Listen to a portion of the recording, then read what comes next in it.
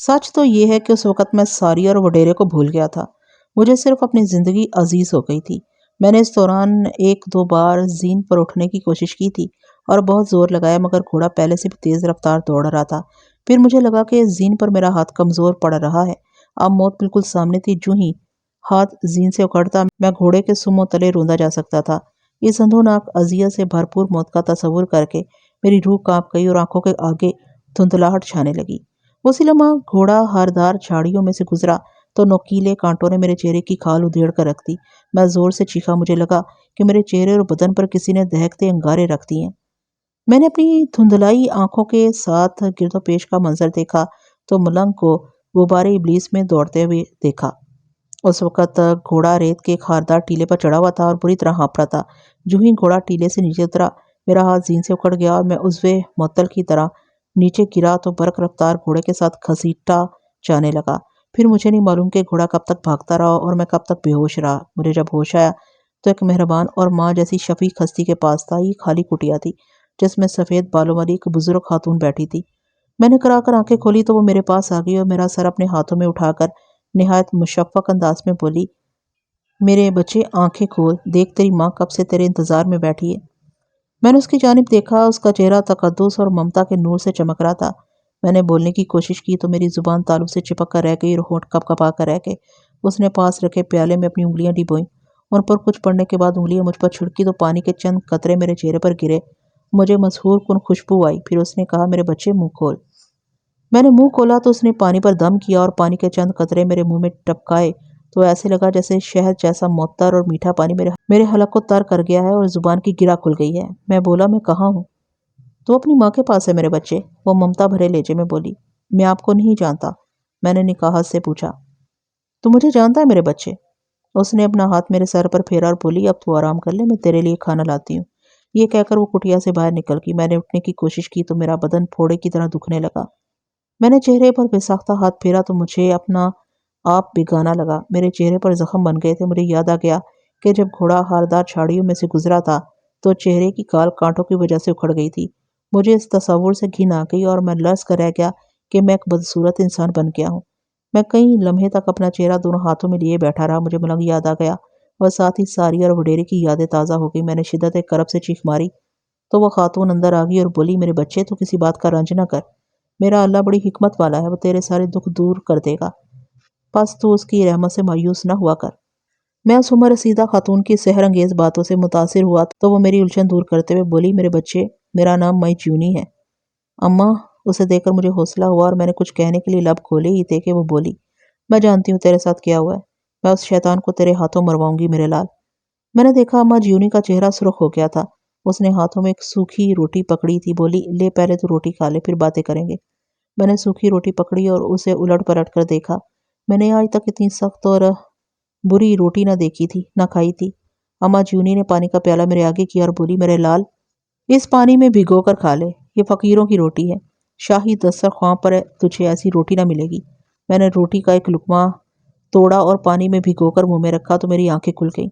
روٹی کا وہ سخت ٹکڑا پانی سے تر ہوتے ہی نہایت نرم اور اس قدر لذیذ ہو گیا کہ واقعی میں نے اس جیسی روٹی پہلے نہ کھائی تھی۔ اماں جیونی بولی، مزہ آیا میرے بچے؟ میں نے اس بات میں سر ہلایا۔ پہلے لقمے کے ساتھ ہی میرے اشتہا بڑھ گئی اور میں نے 2-3 لقموں میں روٹی ختم کر دینا چاہی، مگر یہ کیا، میں روٹی کے لقمے توڑ رہا تھا مگر روٹی ہنوز سالم تھی اور پیالے میں پانی بھی اتنی مقدار میں موجود تھا۔ میں سیر ہو کر روٹی کھا چکا تو اماں جیونی اندر آ گئی۔ اماں، یہ روٹی لا میرے لال، مجھے دے دے، ابھی میرا ایک اور مہمان آنے والا ہے۔ اماں جیونی اس بار بولی تو اس کے چہرے پر تبسم کی کلیاں کھل اٹھیں۔ اس نے اپنے ہاتھوں میں کھجور پکڑی تھی۔ کچھ پڑنے کے بعد اماں نے کھجور پر پھونک ماری اور پیالے کے پانی سے تر کر کے مجھے کہا، لے اب یہ کھا لے، تیرے زخم ٹھیک ہو جائیں گے۔ میں نے کھجور کھا لی اور میں نے دیکھا کہ کچھ ہی دیر بعد میرے اندر خون کی حرارت اور گردش بڑھنے لگی۔ میرا ذہن خون کی گرمی اور گردش سے چکرا گیا۔ میری آنکھوں کے سامنے گھوڑے کے سموں سے اٹھنے والا غبار چھا گیا اور مجھے اس میں سے ملنگ کا چہرہ نظر آنے لگا۔ میری رگوں میں خون کے ابال سے اچھل رہے تھے اور نظروں میں ملنگ کا عکس جیسے ٹھہر گیا۔ اماں جیونی کا چہرہ میری نظروں سے غائب ہو چکا تھا۔ میں ملنگ کو دیکھ کر اتنے زور سے چیخا تھا کہ میں خود اپنی وحشت سے گھبرا گیا اور مجھے اپنی آواز بیکانی لگی۔ اپنی آواز میں ایسا دبدبا جلال دیکھ کر میں حیران ہو گیا۔ اسی لمحہ مجھے لگا جیسے ایک نورانی لہر میری آنکھوں کی جانب آ رہی ہے۔ جو وہ لہر میرے قریب آ رہی تھی، مجھے غبار کے دھند میں ملنگ کے چہرے کے رنگ بدلتے نظر آئے، اور پھر جو ہی نور کی وہ لہر میری پیشانی سے ٹکرائی، میرے وجود کے اندر خون کی شورش تھم گئی اور ملنگ اذیت ناک چیخ مار کر غبار میں تحلیل ہو گیا۔ دفع ہو گیا کتا! اماں جیونی کی جلال سے بھرپور آواز میری سماع سے ٹکرائی۔ میرے بدن کو اب سکون تھا اور قلب و ذہن پر سحر سا طاری ہو گیا تھا۔ اماں جیونی کا تقدس سے بھرپور چہرہ غصے سے بھرا ہوا تھا۔ وہ کہنے لگی، میرے بچے، میں نے تیرے اندر سے پاپی ملنگ کی راکھ نکال دی ہے۔ شیطان کے بچے نے تجھے اس وقت یہ راکھ کھلا دی تھی جب سرکش گھوڑے نے تجھے صحرائی ٹیلے کی کھائی میں پھینک دیا تھا۔ یہ اللہ کی قدرت ہے کہ مجھے معلوم ہو گیا اور میں تجھے اس عذاب سے نکال کر باہر لے آئی۔ اماں، اماں! میں بلک پڑا اور بولا، اماں تو دلوں کے بھید جانتی ہے، تو جانتی ہے کہ میں عاصی اور لاچار انسان ہوں۔ میں ابلیس نامراد کا شکار ہو رہا ہوں۔ مجھے لگتا ہے کہ کہیں تھک کر گر نہ جاؤں۔ مجھے اب سمجھ نہیں آ رہی کہ ابلیس کا کہاں تک مقابلہ کروں گا۔ ہر قدم پر مجھے ایک نیا شیطان مل جاتا ہے، میں اس سے مقابلہ کرنے لگ جاتا ہوں۔ ماں تو میری مدد کر، مجھے کوئی ایسی بات سکھا دے کہ میں اس شیطان کا مقابلہ کرتے ہوئے اس پر قابو پالوں جو کبھی حاکی وجود میں میرے مقابل آتا ہے اور کبھی آتشی روپ میں۔ اماں نے مجھے حوصلہ دیا اور کہا، شیطان کا مقابلہ کرنے کے لیے کلام الہی سے افضل کوئی بات نہیں اور نہ کوئی ہتھیار ہے میرے بچے۔ کلام الہی وہ ڈھال ہے، وہ طاقت ہے جس نے ساری کائناتوں کو اپنے علم کے سائبان تلے لیا ہوا ہے۔ کلام الہی میں ہی وہ راز اور راستہ ہے جو اللہ تک پہنچاتا اور قدرت الہی سے آشنا کرتا ہے۔ پس تو عہد کر لے، کلام الہی سارے علوم پر قادر ہے، باقی سب علوم کمزور ہیں۔ اماں جیونی نے مجھے بہت سی باتیں سکھائی اور سمجھائیں۔ میں نے اس سے ساری اور وڈیرے کے بارے میں پوچھا تو یہ جان کر مجھے بے حد دکھ ہوا کہ وڈیرا ملنگ کی طاغوتی طاقت کے باعث مر گیا تھا اور ساریہ کو اس نے سحری طاقتوں سے اسیر کر لیا تھا۔ اماں، ساریہ کو اس شیطان سے بچا لو، اللہ بڑی شان والا ہے، وہی اسے بچائے گا۔ اماں جیونی مست و جذب کے عالم میں بولی، اللہ ہی اسے بچائے گا، اللہ ہی سب کا محافظ ہے، اللہ ہی اللہ، سب کچھ اللہ، اللہ کے سوا اور کچھ نہیں۔ اماں جیونی جذب کے عالم میں بولتی چلی گئی اور اللہ اللہ کرتی غنودگی میں چلی گئی اور کٹیا کی دیوار کے ساتھ ٹیک لگا کر بیٹھ گئی۔ اماں کے چہرے پر نور برس رہا تھا، ایک معصوم بچے کی طرح اس کا چہرہ باطنی کیفیات کی دنیا سے گزر رہا تھا۔ ایک تبسم، خوشگواری اور ملاحت اس کے چہرے سے پھوٹ رہی تھی۔ میں کٹیا سے باہر نکلا تو باہر اندھیرا چھا رہا تھا، سورج مغرب کی گود میں اتر آیا تھا۔ یہ زوال کا وقت تھا، دور بستی کے آثار مدھم ہو رہے تھے اور اندھیروں میں ان کا وجود چھپ رہا تھا۔ اماں جیونی کی کٹیا کے پاس کھجور کا صرف ایک درخت تھا اور اس شجرے نخل کے پاس ہی رجت کا ٹیلا تھا۔ میرے بچے، واپس آ جا! مجھے اماں جیونی کی آواز سنائی دی، زوال کا وقت شروع ہو گیا، جلدی سے اندر آ جا، اس وقت باہر نہ نکلا کر۔ میں اندر آیا تو اماں جیونی اسی طرح آنکھیں بند کیے بیٹھی تھی۔ اماں، میں آ گیا ہوں، میں نے کہا، مگر اماں کے چہرے پر کوئی جنبش نمودار نہ ہوئی۔ میں اماں جیونی کی باطنی قوتوں کا مطیع ہو گیا اور جان گیا کہ وہ اپنی روحانی طاقتوں کے ساتھ جاگ رہی ہے۔ پس میرے سامنے اس کے خاکی بدن کا لبادہ پڑا تھا۔ میں نے اماں کو اٹھانا مناسب نہ سمجھا اور کٹیا کے دوسرے کونے میں بیٹھ کر اپنے حالات کا جائزہ لینے لگا۔ باہر اندھیرا ہو گیا تھا مگر کٹیا میں ابھی تک روشنی تھی۔ میں نے حیران ہو کر اس بات کا جائزہ لیا کہ کیا وجہ ہو سکتی ہے، کیونکہ کٹیا میں نہ کوئی دیا روشن تھا اور نہ ہی اس میں کوئی روشن دان تھا جس سے روشنی اندر آ سکتی تھی۔ مگر باہر تو ویسے بھی اندھیرا تھا، لہٰذا باہر سے روشنی اندر آنے کا سوال ہی پیدا نہیں ہوتا تھا۔ کٹیا کی چھت درختوں کی ٹہنیوں سے بنی ہوئی تھی اور اس کی چار دیواری مٹی سے اٹھائی گئی تھی۔ میں اس کی روشنی کا ماخذ تلاش نہ کر سکا، بس یہ احساس ہو رہا تھا کہ یہ روشنی کٹیا کے چاروں طرف سے اوپر نیچے سے پھوٹ رہی ہے۔ اس دوران مجھے اپنی مخفی طاقتوں کا احساس ہوا۔ میں نے پیالے کے پانی سے وضو کیا اور ایک وظیفہ کرنے کے لیے چوکی لگا بیٹھا۔ کچھ ہی دیر بعد میں گرد و پیش سے لاتعلق ہو گیا اور پراسرار دنیا کے بھید مجھ پر آشکار ہونے لگے کہ یکایک مجھے حامہ کا حیولہ نظر آیا۔ وہ ایک ساتھ میں میری نظروں سے گزرا اور میں نے اسے بے سختہ پکارا، حامہ، حامہ! مگر مجھے لگا اس نے میری آواز نہیں سنی۔ اسی لمحہ مجھے اماں جیونی کی مہربان آواز سنائی دی، میرے بچے، واپس آ جا۔ میں مدتوں بعد پرسکون ہو کر اپنی دنیا سے غافل ہوا تھا۔ اماں کی آواز سنی تو میں اپنی دنیا میں آ گیا۔ آہستہ آہستہ آنکھیں کھلی تو کٹیا کا منظر ہی بدل چکا تھا۔ اماں جیونی میرے سامنے بیٹھی تھی اور ایک بھاری بھرکم وجود اس کے مقابل بیٹھا ہوا تھا۔ کٹیا میں اجالا بڑھ گیا تھا اور اس کی پشت میری جانب تھی۔ اماں نے مجھے دیکھا اور بولی، میرے لال، پیالے کے پاس روٹی پڑی ہے، وہ مجھے پکڑا دے، ساتھ پیالہ بھی لیا، میرا مہمان آ گیا ہے۔ میں نے کونے میں رکھی ہوئی سوکھی روٹی اور پانی کا پیالہ اماں کو پکڑا کر ترچھی نظروں سے اس بھاری وجود کو دیکھنا چاہا تو اس کا چہرہ میری نظروں سے اوجھل تھا۔ میں حیران ہوا، اس کا سارا وجود مجھے نظر آ رہا تھا مگر چہرہ غائب تھا۔ اماں جیونی میری حالت دیکھ کر مسکرائی، بیٹھ جا، میرا مہمان بھوکا ہے، یہ روٹی کھا لے، پھر اسے باتیں کریں گے۔ روٹی ہنوز سلامت اور مکمل تھی۔ کچھ ہی دیر بعد اس وجود نے شکر الحمدللہ کہا اور دونوں ہاتھ اپنے چہرے پر پھیرے تو مجھے یکایک ایک عجیب احساس نے گھیر لیا۔ اماں، یہ میرا عظیم حامہ ہے، میں تجسس، اشتیاق اور ورفتگی سے بےتاب ہو کر بولا، ہاں میرے بچے، یہ تیرا ہاما ہے۔ اما جیونی نے کہا تو اسی لمحہ ہاما کا مہربان چہرہ ظاہر ہو گیا۔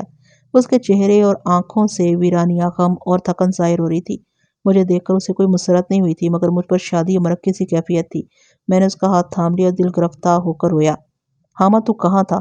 تو نے اتنی مدت سے میری خبر کیوں نہیں لی؟ میں رو دیا۔ اما جیونی نے ایک عجیب انکشاف کیا۔ میرے بچے، ہاما تجھ سے ناراض ہے۔ مجھ سے؟ میں پریشان ہو گیا اور آنسو میری پلکوں پر جم گئے۔ میں نے کیا کیا ہے؟ میں نے تو ابھی تک کوئی ایسی حرکت نہیں کی جس سے میرا ہاما مجھ سے ناراض ہو جاتا۔ بعض غلطیاں لا علمی میں سرزد ہوتی ہیں، اما جیونی بولی اور کہا، لیکن ہاما نہیں جانتا کہ اس میں تیرا کوئی قصور نہیں ہے۔ میرے استفسار پر اما جیونی نے کہا، اسے معلوم ہو گیا ہے کہ ساریہ تمہارے پاس آتی رہی ہے، اسے رنج ہے کہ تم نے اسے بتایا کیوں نہیں؟ میں اسے کیسے بتاتا؟ میں نے پریشانی سے پوچھا۔ میں نے تجھے اپنی مالا دی تھی، اگر تم اسے استعمال کرتے رہتے تو مجھے علم ہو جاتا کہ تم مجھے یاد کر رہے ہو۔ ہاما اکھڑے لہجے میں بولا۔ مجھے اس کے لہجے کی خوشبو سے ایک ناراض دوست کی مہک آئی۔ لیکن وہ مالا تو ملنگ نے اتار لی تھی۔ میں نے کہا، کیا وہ ملنگ لے کے آئے؟ ہاما ایک دم دھڑا، پھر اپنی ران پر ہاتھ مار کر چیخا، اس ظالم نے اگر وہ مالا فرزندان ابلیس کو دی تو قیامت آ جائے گی۔ ہاما بے قراری سے تڑپا اور مچلا تو اما جیونی نے کہا، ہاما سکون میں رہو، اللہ سے مدد طلب کرو، تم ابھی نہیں جانتے کہ ملنگ نے ساریہ کو قابو کر لیا ہے۔ یہ سن کر ہاما آگ بگولے کی طرح اپنی جگہ سے اٹھا اور بولا، وہ خبیث میری بیٹی سے بیاہ کرنا چاہتا ہے۔ یہ بات سنتے ہی میرا خون کھول اٹھا اور پہلی بار مجھے رقابت سے جنم لینے والے جذبے کا احساس ہوا، اور مجھے پہلی بار احساس ہوا کہ ساریہ میرے لیے کیا اہمیت حاصل کر چکی ہے۔ ہاما کھولتے لاوے کی طرح کٹیا میں ٹہلنے لگا تو اس کی حدت سے کٹیا کے ماحول میں تپش پیدا ہو گئی اور وہ بولا، میں بھی کہوں کہ مجھ پر کمزوری کیوں غالب آ رہی ہے؟ کاش تم میری مالا کی حفاظت کر لیتے تو آج میری روحانی طاقتیں کمزور نہ ہوتی۔ میں نے اما جیونی کی طرف ملتجی نظروں سے دیکھا اور کہا، اماں، مجھے نہیں معلوم تھا کہ ہاما عظیم کی طاقتیں اس مالا سے منسوب ہیں۔ اگر میں جانتا تو آج اس عذاب میں نہ مبتلا ہوتا۔ میں جانتی ہوں میرے بچے، اما جیونی نے کہا اور مجھے ایک ایسی بات بتائی کہ میرے پاؤں تلے زمین نکل گئی۔ اما جیونی کے الفاظ نے مجھے تڑپا دیا تھا۔ میرے پاؤں تلے سے زمین نکل گئی اور میں سوچنے لگا کہ کیا ایسا بھی ہو سکتا ہے؟ اماں، ایسا کیوں ہوا؟ میں نے بے یقینی سے اما جیونی کی طرف دیکھا تو وہ ہاما کے چہرے پر نظریں جما کر بولی، اگر انسان غلطی کا پتلا ہو سکتا ہے تو جنات سے بھی خطائیں سرزد ہوتی ہیں۔ غلطی تو کسی بھی بشر سے ہو سکتی ہے۔ میں نے سر ہلایا۔ لیکن میرے بچے، ایک آدم ذات کی نسبت اس آتشی مہلوک میں بدی اور گناہ کا عنصر زیادہ ہے۔ اماں بے دھڑک بولی۔ اس کے لہجے میں طوفان کی سی کاٹ تھی، مگر چہرہ پرسکون تھا، بالکل سمندر کی طرح جس کی تہہ میں طوفان کروٹیں لیتے ہیں مگر سطح پرسکون ہوتی ہے۔ میرے بچے، ہاما بھی ایک جن ہے، اور وہ جن جو ابلیس کا پڑپوتا تھا، اس نے راہ حق اختیار کی اور جنات میں شامل ہو گیا، صدیوں سے ابلیس کے خلاف لڑتا آ رہا ہے۔ مگر میرے بچے، آخر ہے تو یہ جن ہی نا، اس نے بھی غلطی کی ہے اور آخر اس کی سزا تو اسے پانی ہی تھی۔ اماں، ہاما کی بھرائی ہوئی آواز گونجی، میں اپنے گناہوں کو دھونے کے لیے تم جیسے نیک لوگوں کے پاس بھٹکتا پھر رہا ہوں۔ اللہ معاف کرنے والا ہے، وہ غفور الرحیم ہے، اماں دعا کرو وہ مجھے معاف کر دے۔ ہاما نے کہا اور پھر دھاڑے مار مار کر رو دیا۔ میں گمسم اور عقل میری عنقا ہو گئی تھی۔ میں سوچنے لگا کہ کیا واقعی ایسا ہو گیا ہے؟ ہاما ایک آدمزاد عورت کے عشق میں مبتلا ہو گیا، اسے ایک جن زادے کی عصبیت اور شیطانیت نے تباہ کر ڈالا۔ اما جیونی بولی، بہرحال جانتی تھی کہ ہاما نے ایسا کیوں کیا۔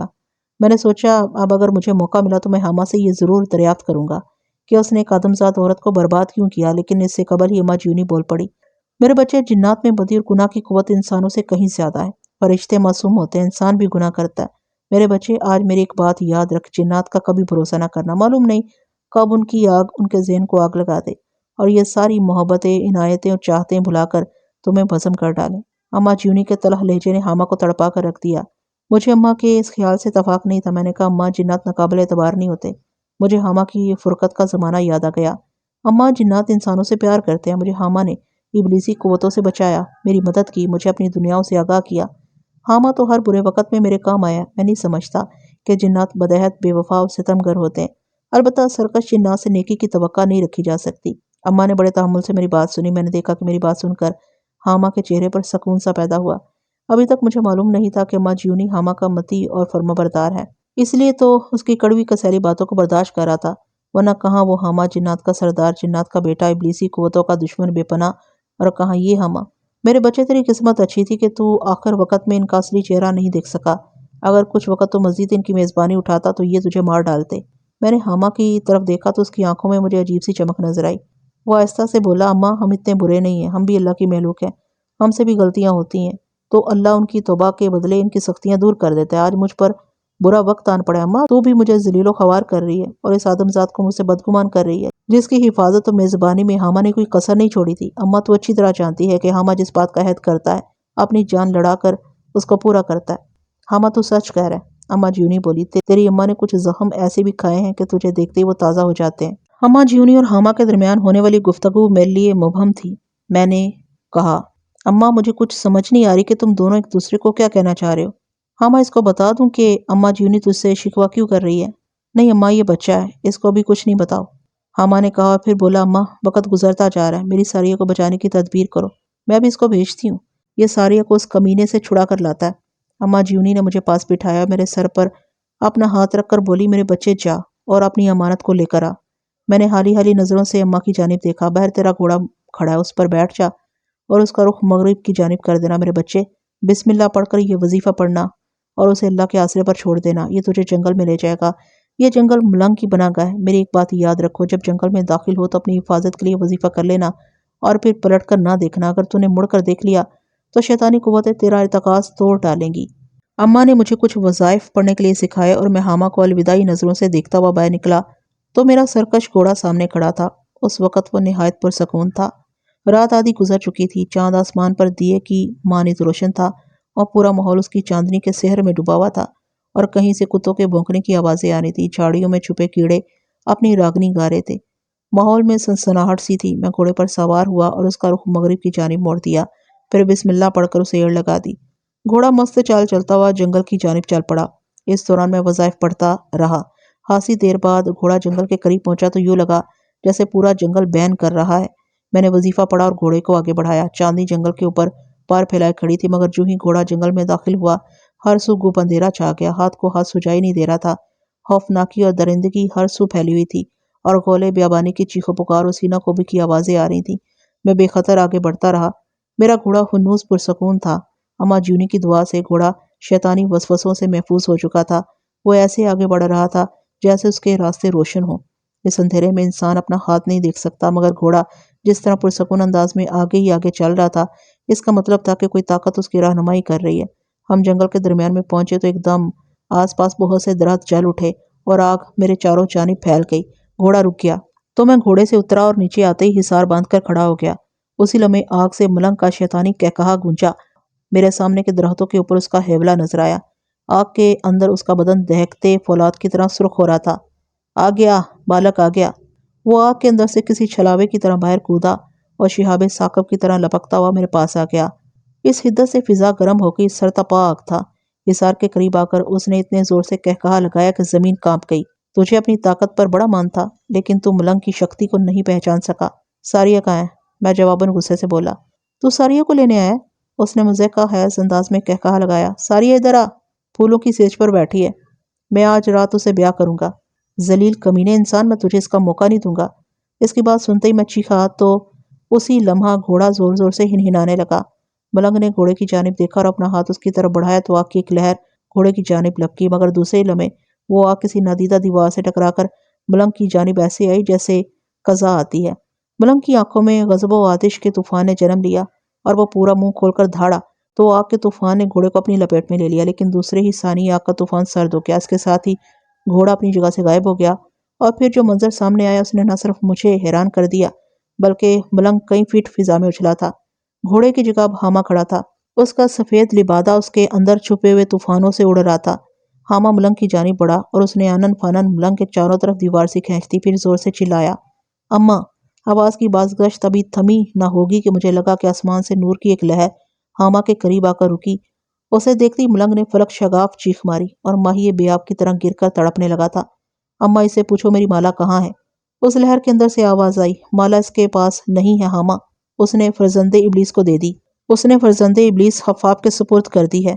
اماں کی آواز میں جلال تھا۔ اس نے تڑپتے ہوئے ملنگ کو فضا میں معلق کر دیا اور پھر آگ لگے درختوں کی جانب اس لہر سے کئی لہریں نکل کر بارش کی طرح برسیں۔ ساری آگ لمحوں میں بجھ گئی۔ ملنگ کی ٹانگیں آسمان کی طرف تھی اور سر نیچے لٹکا ہوا تھا۔ اس کی جٹائیں زمین کو چھو رہی تھیں۔ اماں نے مجھے حکم دیا، میرے بچے آگے بڑھو اور اس کے بال اتار دو۔ میں آگے بڑھا تو حامہ نے ایک چھری مجھے پکڑا دی۔ میں ملنگ کے قریب پہنچا تو وہ چیخنے لگا، معافیاں مانگنے لگا۔ میں نے چھری اس کے سر پر ایسے پھیری جیسے اس طرح پھیرا جاتا ہے۔ اس کے سارے بال اتار کر حامہ کے سپرد کر دیے۔ حامہ نے بالوں کو اپنی مٹھی میں لیا اور آگ جلا کر اس میں ڈال دیے۔ جو ہی آگ نے بالوں کو چھوا، ملنگ کی دلدوز چیخ گونجی اور اس کا بدن پگھلنے لگا۔ میں نے محسوس کیا کہ جو بال جل رہے تھے، ملنگ کا بدن پلاسٹر کی طرح جل کر سکڑ رہا تھا اور اس کی چیخیں سن کر جنگل میں حشر برپا ہو گیا۔ اس لحظہ اماں نے جنگل چھوڑ کر بھاگنے والی بدروحوں کو پکڑ لیا اور جنگل کی فضا ان کی چیخوں سے گونج اٹھی۔ ہر سو چھوٹے چھوٹے شعلے رقصاں تھے اور شہاب ثاقب کی طرح جنگل میں گر رہے تھے۔ اس دوران ہاما آگ کے پاس کھڑا رہا۔ آخر ملنگ کا شیطانی بدن پگھل کر ختم ہو گیا اور اس کے شیطانی بدن کی جگہ اب ایک صرف چھوٹا سا سیاہ رنگ کا لوتھڑا پڑا تھا۔ میں نے دیکھا کہ ہاما اس لوتھڑے پر تیزی سے چھپٹا تھا اور اس نے وہ لوتھڑا بھی آگ میں جلا دیا۔ چند ہی لمحے میں پوری فضا تغین سے بھر گئی اور اسی لمحے اماں جیونی کی آواز آئی، ہاما تیرا بیڑا غرق، تو نے یہ کیا کر دیا؟ نور کی لہر اب ہاما کے پاس آئی اور اس نے سرزنش کی، تو نے ابلیس کی نجاست کو بھی آگ میں جلا کر گند پھیلا دیا ہے۔ اس گندے ماحول میں نیک روحیں کھڑی نہیں ہو سکتی۔ اس کے ساتھ ہی اماں جیونی غائب ہو گئی۔ مجھے یہ محسوس ہوا کہ اماں کے جاتے ہی جنگل میں سے بہت سے وجود فضا میں تحلیل ہو گئے تھے اور ہر سو سنسانی سی پھیل گئی۔ مجھے اماں جیونی کے یوں چلے جانے سے شبہ ہوا کہ وہ ہاما سے ناراض ہو گئی ہے۔ میں نے ہاما سے کہا کہ اس نے یہ حرکت کیوں کی ہے؟ اگر میں شیطانی نجاست نہ جلاتا تو ابلیس کو زخم کیسے لگاتا؟ ہاما اس کام سے فارغ ہوا اور پھر ہم دونوں ساریہ کو تلاش کرنے میں لگ گئے۔ وہ ایک بڑی درخت کی کھو میں بے ہوش پڑی تھی۔ ہاما نے اسے اٹھایا اور ہم اماں جیونی کی کٹیا میں پہنچ گئے۔ اماں جیونی سجدے میں گری ہوئی تھی۔ ہاما بولا، ہم کچھ دیر باہر بیٹھتے ہیں، اماں عبادت کر رہی ہے۔ ہم باہر بیٹھ کر ساریہ کو ہوش میں لائے۔ اس نے اپنے باپ کو دیکھا تو اس کی آنکھیں پھیل گئیں، پھر اسی لمحے دونوں غائب ہو گئے اور دوسرے ہی ثانیے مجھے اپنے پاس فضا میں کسی کے بلکنے کی آواز سنائی دی۔ یوں لگا جیسے کوئی زاروں کی طرح رو رہا ہے۔ مجھے معلوم ہو گیا کہ یہ ساریہ تھی جو اپنے باپ سے مل کر رو رہی تھی۔ اس دوران مجھے اماں جیونی کی آواز سنائی دی۔ اس نے مجھے اندر بلایا، میرے سر پر ہاتھ پھیر کر بولی، تیری اماں اور تیرے میاں جی بہت فکر مند ہیں۔ اماں، میں واپس کیسے جا سکتا ہوں؟ میں نے کہا، نہیں میرے بچے، تجھے اب واپس جانا ہوگا۔ اماں نے متصر کہا اور کچھ پڑھ کر ماتھے پر پھونک ماری۔ اس کا روشن ممتا سے بھرا اور شفاف و پر نور چہرہ مجھے اپنی ماں کی طرح لگا۔ اماں، بہت سی باتیں ایسی ہیں جنہیں اگر میں نہ جان سکا تو مر جاؤں گا۔ میں ہر وقت پریشان رہا کروں گا۔ اماں، مجھے ان پہیلیوں کی دنیا سے باہر نکالو۔ مجھے بتاؤ کہ یہ سب کیا ہو رہا ہے؟ میرے بچے، یہ آگہی کا کھیل ہے۔ یہ روحوں کی دنیا ہے، اسرار کے پردوں میں ملفوف دنیا کا روپ ہے جو تو دیکھ رہا ہے۔ اس کے دکھ بہت زیادہ ہے میرے بچے، اس کے مسائل بہت زیادہ ہے میرے لال۔ یہ آگہی کی دنیا ہے، تو نے اس دنیا کا علم چکھ لیا ہے، ابھی تو دوراہے پر کھڑا ہے۔ ٹھیک ہے، میں تیرے سوالوں کے جواب دے کر تجھے واپس بھیجوں گی، مگر پہلے مجھے ہاما کی خبر لینے دو۔ اماں جیونی نے ہاما کو بلایا تو ساری بھی اندر آ گئی۔ ہاما اماں جیونی سے کہنے لگا، اماں مجھے معاف کر دو، میں مجبور تھا، تم جانتی ہو میں جب بھی کسی شیطان کو جہنم واصل کرتا ہوں اسی لمحے اگر ابلیس کو چوٹ نہ لگاؤں تو مجھے روحانی خوشی نہیں ہوتی۔ ابلیس بڑا بدذات ہے، اللہ نے اسے قیامت تک چھوٹ دی ہوئی ہے میرے بچوں۔ وہ بے غیرت زخم کھا کر تل ملاتا ہے، وہ بزدل اور چلاک دشمن آدم ہے، تو صدیوں سے اس کے ساتھ لڑتا آ رہا ہے میرے بچے۔ میں تیری قدر کرتی ہوں، لیکن ایک بات میری یاد رکھو، اللہ تعالیٰ نے اپنی تمام دنیاوی اور محلوقات کو جو نظام فطرت عطا کیا ہے اس کے اندر رہتے ہوئے ہی اس کی تابعداری کرو۔ تم جب بھی خلاف فطرت کام کرو گے مار کھاؤ گے۔ تم نے اس بچے کی آنکھوں سے اسرار کی دنیا کے حجاب سرکا دیے ہیں۔ تم جانتے ہو یہ بچہ برباد ہو جائے گا جب تک خود یہ عمل کامل نہیں بن جاتا۔ یہ پریشان رہے گا، اس کی زندگی تباہ ہو جائے گی۔ یہ دوراہے پر کھڑا ہے، تم نے اس پر مخفی دنیا کو آشکار کیا ہے تو اس کی تربیت بھی کرو اور اسے کچھ سکھاؤ۔ اماں، ہم جنات کے پاس تو ان علوم کا اشیر بھی نہیں ہے جو آپ انسانوں کو عطا کیا گیا ہے۔ ہم تو کھا کے بھی بھوکے رہتے ہیں اماں، سب کچھ تو ابن آدم کے پاس ہے۔ اسی لیے تو اماں ہم تم جیسی ہستیوں کے پاس آتے ہیں کہ ہمیں علم عطا کر دو، ہمیں کچھ سکھا دو۔ پر میرے بچے، تجھ پر کچھ قرض واجب ہو چکا ہے، تجھے ابھی کچھ ایسے کام کرنے ہیں جن کے لیے اس جیسے انسان ہی کام آئیں گے۔ یہ کہہ کر اماں جیونی نے ہاما اور سارے کو بہت سی ایسی باتیں بتائیں جن پر عمل کر کے وہ شیطانی قوتوں کے خلاف بہتر طریقے سے کام کر سکتے تھے۔ ہاما نے اس دوران مجھے شیطانی نجاست کو جلانے کا مقصد سمجھایا اور کہا، کوئی بھی کالا علم کرنے اور جاننے والا ابلیس کا چیلا ہوتا ہے، لہٰذا جب ایک انسان کالے علم کی انتہا کو پہنچتا ہے تو گویا وہ شیطان کی گندگی اور نجاست کی دلدل میں دفن ہو چکا ہوتا ہے۔ ابلیس اپنی ساری غلاظت اس مجسم حاکی میں داخل کر دیتا ہے اور اس آتش حاکی میں سوائے بدی اور گمراہی کے کچھ نہیں رہتا۔ بس جب بھی ملنگ جیسے سیاہ کار شیطان کو مرا جاتا ہے تو ابلیس کا وہ لوتھڑا بھی جلا دیا جاتا ہے۔ یہ لوتھڑا دراصل اس کے قلب و ذہن کا وہ گمراہ غلاف ہوتا ہے جو شیطانی علوم کی نجاست سے پیدا ہوتا ہے۔ اس وقت ہم تینوں اماں جیونی کی کٹیا میں بیٹھے ہوئے تھے۔ رات کا آخری پہر بیت رہا تھا اور صحرا کی رات کا دامن پرنم فضاؤں سے تر تھا۔ ٹھنڈی اور صحرا میز ہواؤں کے جھونکے کٹیا سے چھن چھن کر آ رہے تھے۔ ہاما ساری کے ساتھ اپنی زبان میں باتیں کر رہا تھا، مگر دونوں ہی گلوگیر تھے۔ ان کے لہجے پرسوز اور آنکھیں پرنم تھی۔ باپ بیٹی اپنے حالات اور غموں کی کتھا سن اور سنا رہے تھے۔ اماں جیونی ایک طرح سے لا تعلق سی ہو کر بیٹھی خالی خالی نظروں سے کٹیا کی چھت کو تک رہی تھی۔ مجھے لگا جھاڑ پھونس کی چھت اس کی نظروں میں کیا حائل ہوگی۔ اس کی نظر پاش نگاہیں تو آسمان کی بلندیوں کے نظارے کر رہی ہوں گی۔ میں نے دیکھا اماں جیونی کا مقدس و پرنور چہرہ غیر مرئی اجالوں کے گرداب میں تحلیل ہو رہا ہے۔ شاید یہ میری نظر کا وہم تھا۔ مجھے خدشہ ہوا کہ اماں جیونی کہیں نور کے اس گرداب میں جذب نہ ہو جائے۔ میں معرفت کے رموز سے ناشنا تھا، بس پر اسرار دنیاؤں کے رازوں سے کسی حد تک آگاہی حاصل کر چکا تھا، مگر معرفت و محبوبیت کی منزل سے آشنا نہ تھا۔ نور کا دائرہ اماں کے چہرے سے پھیل کر اس کے پورے وجود کا گھیراؤ کر رہا تھا۔ یوں لگ رہا تھا جیسے یہ نور اب اماں جیونی سے پھوٹ رہا تھا۔ اس کی خالی خالی نظروں میں اشتیاق و رافتگی، جذب و کرب کے سائے ابھر رہے تھے۔ لبوں پر حیات سوز مسکراہٹ بیدار ہو رہی تھی۔ یکایک حامہ اور ساریہ خاموش ہو گئے۔ دونوں نے عاجزی اور نیاز مندی سے گردنیں جھکا دی۔ اللہ! حامہ کی گمبھیر لہجے میں صدا گونجی۔ اماں جیونی کی مسکراہٹ بڑھتی جا رہی تھی۔ اطمینان و سکون اور حصول مراد کی سادگی یہ لمحات اماں جیونی کا حاصل نظر آ رہے تھے۔ میں دم بخود یہ منظر دیکھ رہا تھا، مگر یہ تو عقل و حرت سے بھرپور معرفت کی دنیا کی ایک محترم خاتون تھی۔ کٹیا کا ماحول نور کے اجالوں سے بھر گیا اور میری گردن بھی عقیدت سے جھک گئی۔ بے شک اللہ عزوجل ہی ساری کائناتوں کا مالک ہے۔ اس کی تدبیر اور حکمت کے آگے سب ہیچ ہے۔ وہ پائیدار ہے، باقی ناپائیدار۔ اس کی ہستی بزرگ ہے، وہ بلند و برتر ہے۔ اللہ اپنے پیارے اور صابر بندوں کو امتحان کی چکی میں پیستا ہے۔ وہ دیکھنا چاہتا ہے کہ اس کے قرب اور التفات ازلی و ابدی کے مشتاق اس کا حق کیسے ادا کرتے ہیں۔ میرے بچوں، سب حاجتیں اللہ سے کرو۔ وہ حاجت روا ہے، وہ ذات بابرکت ہے، ذوالجلال اور قہار ہے۔ وہ اگر تمہارے دلوں میں ہے تو یہ ابلیسی مردود اس کے حواری کچھ معنی نہیں رکھتے۔ وہ تمہیں توفیق دے گا، تمہاری مدد کرے گا اپنے نیک بندوں کے ذریعے۔ بس تم شیطان جہنمی اور شیطان حاکی سے لڑتے رہو حتیٰ کہ تم جان سے گزر جاؤ اور ذات اعلیٰ و برتر کا قرب تمہیں نصیب ہو جائے۔ اماں! حامہ کی دلگداز آواز گونجی۔ میرے لیے دعا کرو اماں۔ خالق کائنات مجھے اپنے محبوب صلی اللہ علیہ وآلہ وسلم کے طفیل معاف کر دے اور مجھے ابلیس مردود کے خلاف استقامت اور اعانت عطا فرمائے۔ انشاءاللہ میرے بچوں، تیرا عزم، تیرا حوصلہ، تیری تدبیر سب زندہ ہیں اور تو اپنے مقصد کے ساتھ زندہ رہے گا۔ اماں کی بات سن کر حامہ سسکیاں بھرنے لگا۔ آنسوؤں کی ایک دھار تھی جو کسی آبشار کی طرح اس کے رخساروں سے بہہ رہی تھی۔ وہ گلوگیر و حسرت امیز لہجے میں بولا، کاش میں بھی ایک انسان ہوتا، کاش میں بھی ایک انسان ہوتا۔ ماحول میں سوگواری رچ گئی۔ وہ بولا، اگر میں انسان ہوتا تو مجھے بھی اس علم کی خلط سے بخشش اور فوز و فلاح کا وہ موقع مل جاتا جو انسانوں کو میسر ہے۔ میں ذہنی طور پر الجھ کر سوچنے لگا کہ حامہ یہ بات کیوں کر رہا ہے۔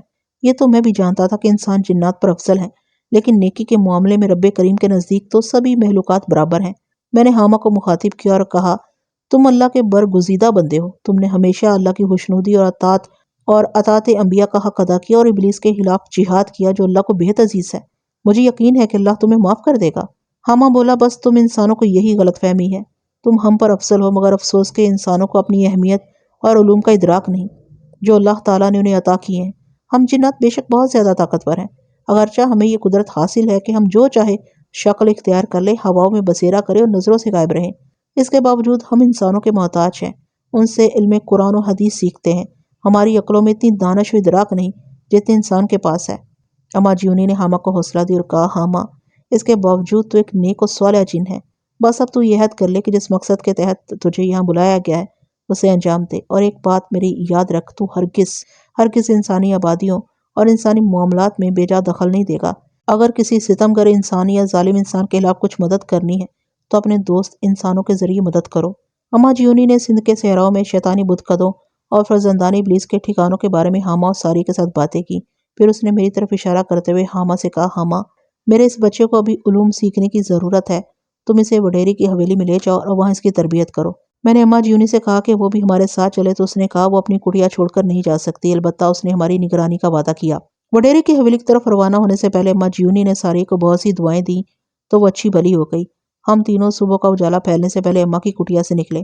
ابھی فجر میں خاصا وقت تھا۔ جب حویلی پہنچے، وڈیرے کے ملازموں نے مجھے دیکھتے ہی دروازہ کھول دیا۔ وہ خوف و ہراس میں مبتلا نظر آ رہے تھے۔ معلوم ہوا کہ وڈیرا ملنگ کے طاغوتی حملے کے باعث مر گیا تھا۔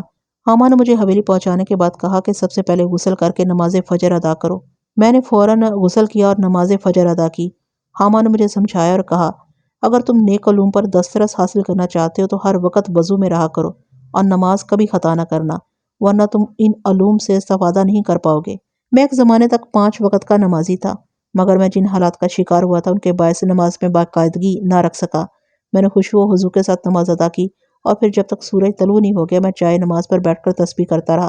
مجھے نماز سے روحانی خوشی کا احساس ہوا اور میں نے عہد کر لیا کیا میں نماز خطا نہیں کروں گا۔ نہ صرف یہ بلکہ میں نے اس روز سے قرآن پاک بھی باقاعدہ پڑھنا شروع کیا اور اپنے لیے ہر طرح کا رنگین لباس ممنوع قرار دے دیا۔ حامہ نے ساریہ کو کہیں بھیج دیا تھا۔ ہم دونوں ہی حویلی میں رہ رہے تھے۔ دنوں میں مجھ میں تبدیلیاں رونما ہو رہی تھیں۔ سفید شلوار قمیض اور سر پر ٹوپی میرا مستقل لباس تھا۔ حامہ مجھے دیکھ کر بہت خوش ہوتا تھا۔ اس نے مجھے عطر کی ایک شیشی بھی لا کر دی۔ ایسی بے مثال خوشبودار عطر میں نے کبھی نہیں لگائی تھی۔ وہ جمعۃ المبارک کا روز تھا۔ میں نے عطر لگایا اور دھلی ہوئی سفید شلوار قمیض پہن کر تسبیح کرتا ہوا باہر نکلا تو ساریہ میرے سامنے آ گئی۔ اس نے سر کو چادر سے ڈھانپا ہوا تھا۔ مجھے دیکھ کر پوچھنے لگی تم کہاں جا رہے ہو؟ میں جمعہ پڑھنے کے لیے شہر جا رہا ہوں۔ اس سے پہلے میں نے کسی کو نہیں بتایا تھا کہ میں کہاں جا رہا ہوں۔ بابا کہاں ہیں؟ وہ بھی جمعہ پڑھنے کے لیے گئے ہوئے ہیں۔ مسلمان جنات 5 وقت کے نمازی ہوتے ہیں، بلکہ یہ کہا جائے تو غلط نہیں ہوگا کہ مسلمان جن بےحد عبادت گزار ہوتے ہیں۔ جمعہ کا دن ہو یا کوئی اور مقدس دن یا ساتھ وہ اس کے مطابق عبادت کرتے ہیں۔ میں تمہارے ساتھ شہر چلوں؟ ساریہ نے ملتجی نظروں سے میری جانب دیکھا۔ نہیں ساریہ، تم یہاں حویلی میں رہ سکتی ہو۔ حامہ نے دراصل ساریہ کو منع کر دیا تھا کہ وہ اپنے ٹھکانے سے باہر نہ آیا کرے۔ اس نے بڑی مشکل سے سرکش جنات کو دوبارہ اپنا حلیف بنایا تھا اور ساریہ کے بارے میں انہیں بتا دیا تھا کہ وہ زندہ ہے۔ اما جیونی نے سرکش جنات اور علمدار جنات کو بھی سمجھایا تھا کہ وہ حامہ کے ساتھ غداری نہ کریں۔ حامہ اور ساریہ کے معاملات اپنی برادری کے ساتھ معمول پر آ گئے تھے، لیکن ایک مخصوص وقت تک کے لیے حامہ اور ساریہ اس وقت کے پابند تھے۔ جنات کے معاملات میں وہ دخل نہیں دے سکتے تھے۔ حامہ کے بجائے ایک دوسرا جن ان دنوں جنات کے سردار کی حیثیت میں معمولات ادا کر رہا تھا۔ حامہ اس عرصہ کے لیے میرے ساتھ حویلی میں تھا اور مجھے مخفی علوم کی تعلیم دے رہا تھا۔ میں نے اس کی نگرانی میں وظائف اور چلے کاٹے۔ شب و روز کی ریاضت فاقہ کشی سے میں اپنا نفس زیر کرنے میں کامیاب ہو گیا تھا۔ اس تناظر میں جب ساریہ سے میں نے یہ کہا تو وہ خاصی جز بز ہوئی تھی۔ وہ بولی بابا اور تم دونوں نے مجھے قید میں ڈال دیے۔ مجھ سے یہ قید کاٹی نہیں جا رہی۔ ساریہ، تمہاری باغیانہ حرکات کی وجہ سے حامہ ایک بہت بڑے امتحان میں مبتلا ہے۔ خدا کے واسطے اب تو باز آ جاؤ۔ کیوں اپنے باپ کو مروانے پر تلی ہوئی ہو؟ ساریہ کو مجھ سے سخت جواب کی توقع نہیں تھی۔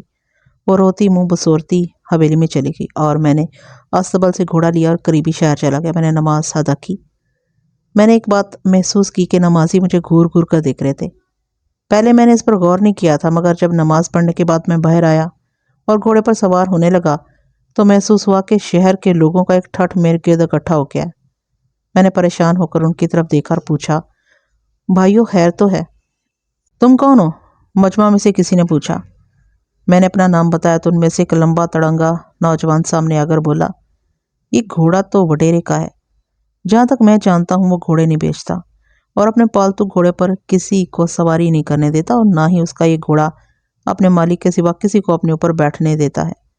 اس کے بعد ایک باریش آدمی آگے بڑھا اور تشویش آمیز لہجے میں پوچھا کیا تم وڈیرے کے خاص آدمی ہو؟ اگر تم خاص آدمی ہوتے تو تمہارا یہ حلیہ نہ ہوتا۔ وہ بدکاروں کا آقا ہے، لیکن تم مجھے بہت جلد معلوم ہو گیا کہ اپنے علاقے میں وڈیرے کا روپ بہت گھنونا ہے۔ میں سوچ میں پڑ گیا۔ مان مجھے خیال آیا اور کہا شاید تمہیں یہ معلوم نہیں کہ وڈیرا اب اس دنیا میں نہیں رہا، وہ گناہوں کی زندگی سے تائب ہو گیا تھا۔ یہ سنتے ہی سبھی لوگوں کے چہرے کھل اٹھے، مگر دوسرے ہی لمحے انہوں نے مجھ پر کئی سوالوں کی بوچھاڑ کر دی اور مجھ سے میری اصلیت جاننے کے لیے بےتاب ہو گئے۔ مجھے ان سے جان چھڑانا مشکل ہو گیا۔ میں نے مطمئن نہ کر سکا۔ اسی اثناء میں مسجد کا خطیب باہر آ گیا۔ لوگوں نے اسے میرے بارے میں بتایا تو اس نے لوگوں کو ان کے گھروں میں بھیج دیا، پھر مجھے اپنے حجرے میں آنے کے لیے کہا۔ میں اس کے ساتھ مسجد میں ملک حجرے میں چلا گیا۔ حجرہ کیا تھا؟ صرف بان کی ایک چارپائی اور کچھ کھانے پینے کے برتن پڑے تھے۔ خطیب کا نام اللہ بسایا تھا۔ اس نے مجھے پانی پلایا اور چارپائی پر بٹھا کر پوچھنے لگا اب اصل کہانی سناؤ، تم کون ہو؟ میں مخمصے میں پڑ گیا کہ میں کیا کہوں۔ اگر میں حامہ ساریہ، اما جیونی، فرزندان ابلیس کے بارے میں باتیں کرتا تو وہ مجھے پاگل سمجھتا۔ میں جھوٹ نہیں بول سکتا تھا، لہٰذا میں نے اپنی زندگی کے پراسرار کرداروں کو حذف کر کے اسے بتایا کہ میں وڈیرے کے پاس رہتا تھا کہ ایک اللہ والے کی دعا سے وہ راہ راست پر آ گیا تھا۔ اس کے مرنے کے بعد میں حویلی میں رہ رہا ہوں۔ میرے بچے، بات صرف اتنی سی نہیں ہو سکتی جو تم کہہ رہے ہو، حافظ اللہ وسایہ نے کہا۔ سب لوگ تمہارے بارے میں اس لیے شک میں پڑ گئے ہیں کہ اگر وڈیرا گناہوں سے تائب ہوا تھا تو پھر اس کے نام پر جرم کرنے والے سیاکار ابھی تک آزاد کیوں ہیں؟ یہاں ابھی بھی بہت سے کالے عمل ہیں جو مسلمانوں کے قبرستانوں میں شیطانی کام کرتے ہیں، ان کے سرحد پار سے رابطے ہیں، اور یہاں سے پورے ملک کے کالے عاملوں کو نجس سامان فراہم کیا جاتا ہے۔ یہ کالے اور سیاہ باطن لوگ وڈیرے کی آشیرواد سے کام کرتے تھے۔ اگر وڈیرا مر گیا تو پھر اس کی اصلاح کرنے والے نے اس جانب کیوں نہیں دیکھا؟ میں نے خاموش نظروں سے حافظ اللہ وسایہ کی طرف دیکھا۔ وہ اس کی عمر 60 سال کے قریب تھی۔ کہنے لگا، وڈیرے کی جاگیر کے پاس ایک جنگل ہے، اور اس جنگل سے پہلے ایک گوٹ ہے جہاں اماں جیونی رہتی ہے۔ یہ عورت اللہ لوک ہے، کالے عامل اس کے نام سے خوف کھاتے ہیں۔ میں نے سنا ہے کہ اماں جیونی کے جنات کے ساتھ رابطے ہیں، مگر اماں جیونی اپنے جنات کے ذریعے بے قاص انسان کی مدد نہیں کر رہی۔ لگتا ہے وہ بھی ان سے خوفزدہ ہے، حالانکہ اللہ والوں کو شیطانی لوگوں سے نہیں ڈرنا چاہیے۔ اماں جیونی کا نام سنتے ہی میں بے اختیار چونکا تھا۔ کیا تم جانتے ہو کہ اماں جیونی کون ہے؟ حافظ اللہ وسایہ نے پوچھا۔ نہیں، میں نے جھوٹ بولا، کبھی وہ اس شہر میں رہتی تھی۔ حافظ اللہ وسایہ چارپائی پر سیدھا ہو کر بیٹھ گیا اور میں بھی ہمتن گوش ہو گیا۔ یہ عورت شروع سے بہت عبادت گزار تھی۔ سنا ہے کہ ایک برگزیدہ جن اس کے پاس آیا کرتا تھا۔ اماں جیونی جوانی میں جتنی نیک تھی اتنی خوبصورت بھی تھی۔ اسے جن سے پیار ہو گیا، مگر وہ جن اماں جیونی کو دھوکہ دے کر چلا گیا۔ اماں جیونی کو بے حد صدمہ ہوا۔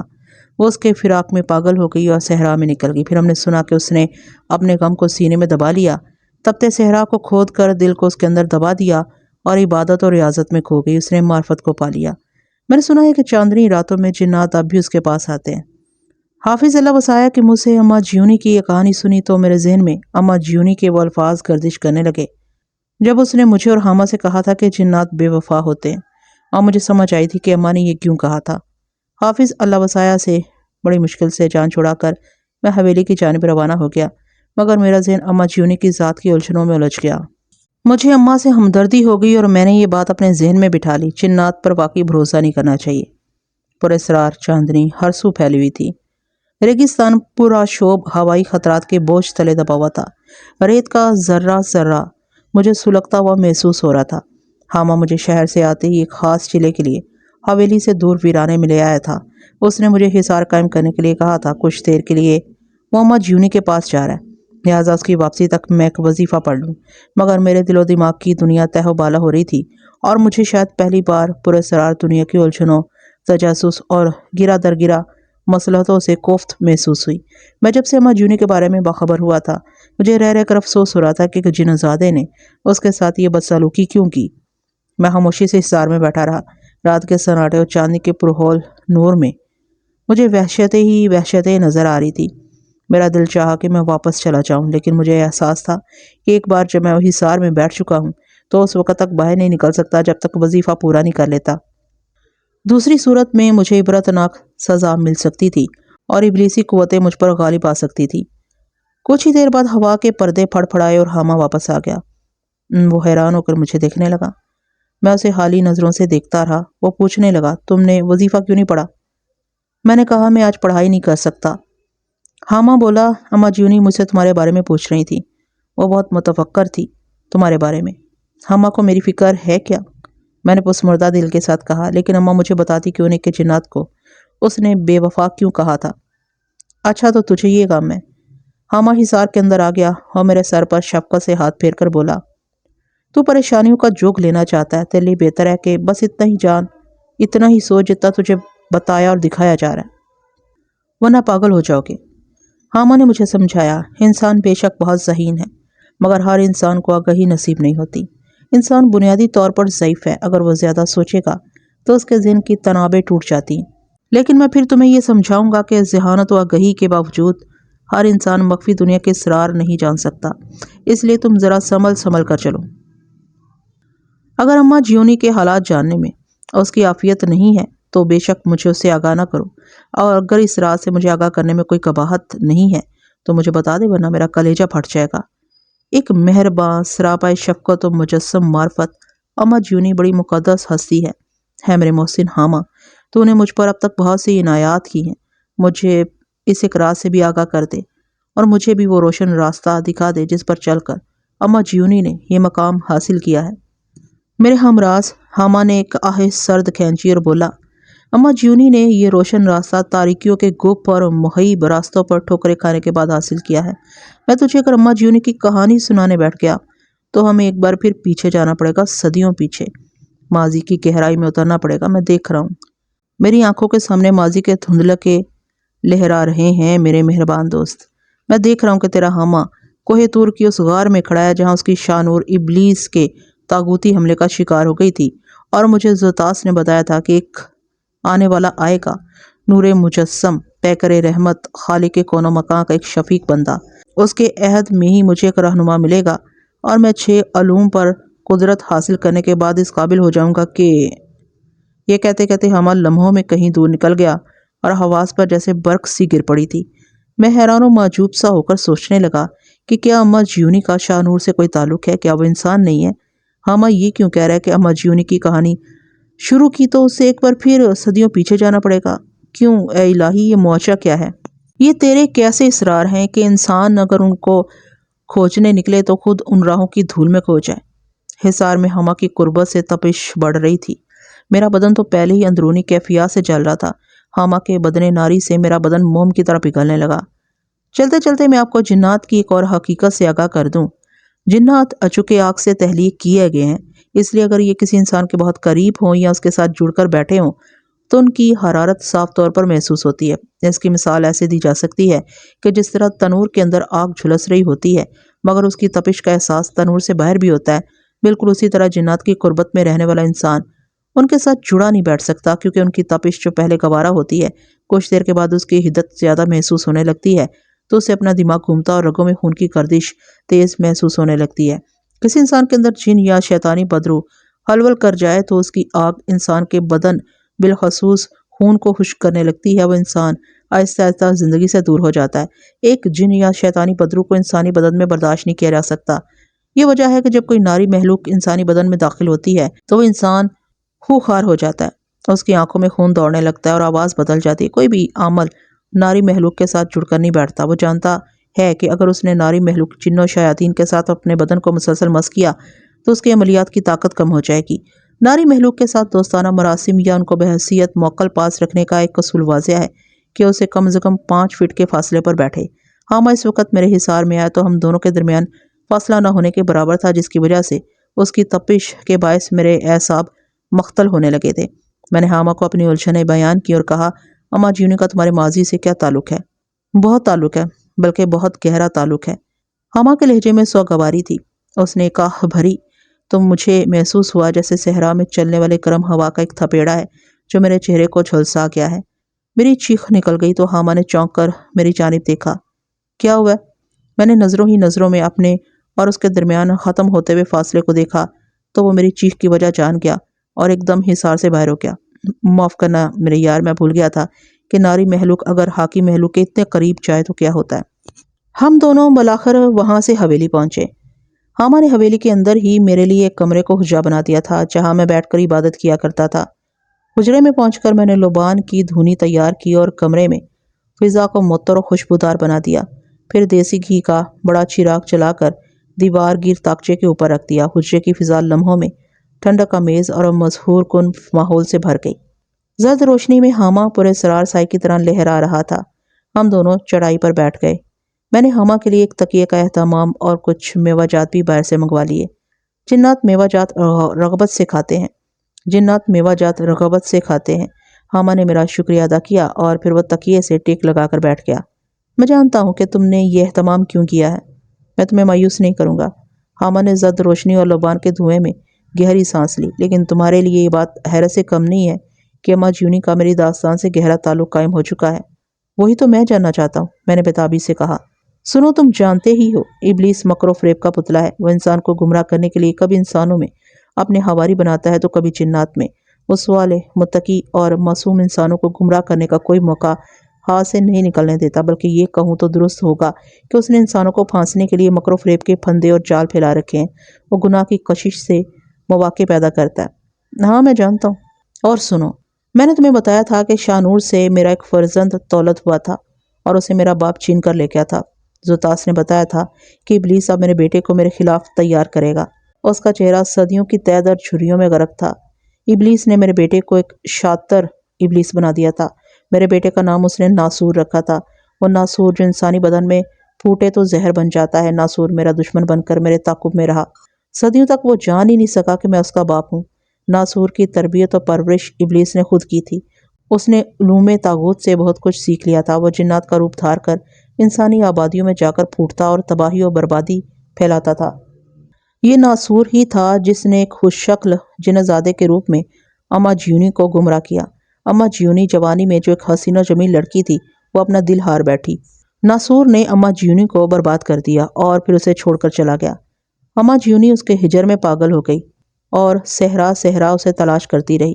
پھر اسے ایک نیک بزرگ مل گیا جس نے اس کے زخموں کو دھویا اور اس کے بعد اما جیونی کی دنیا ہی بدل گئی۔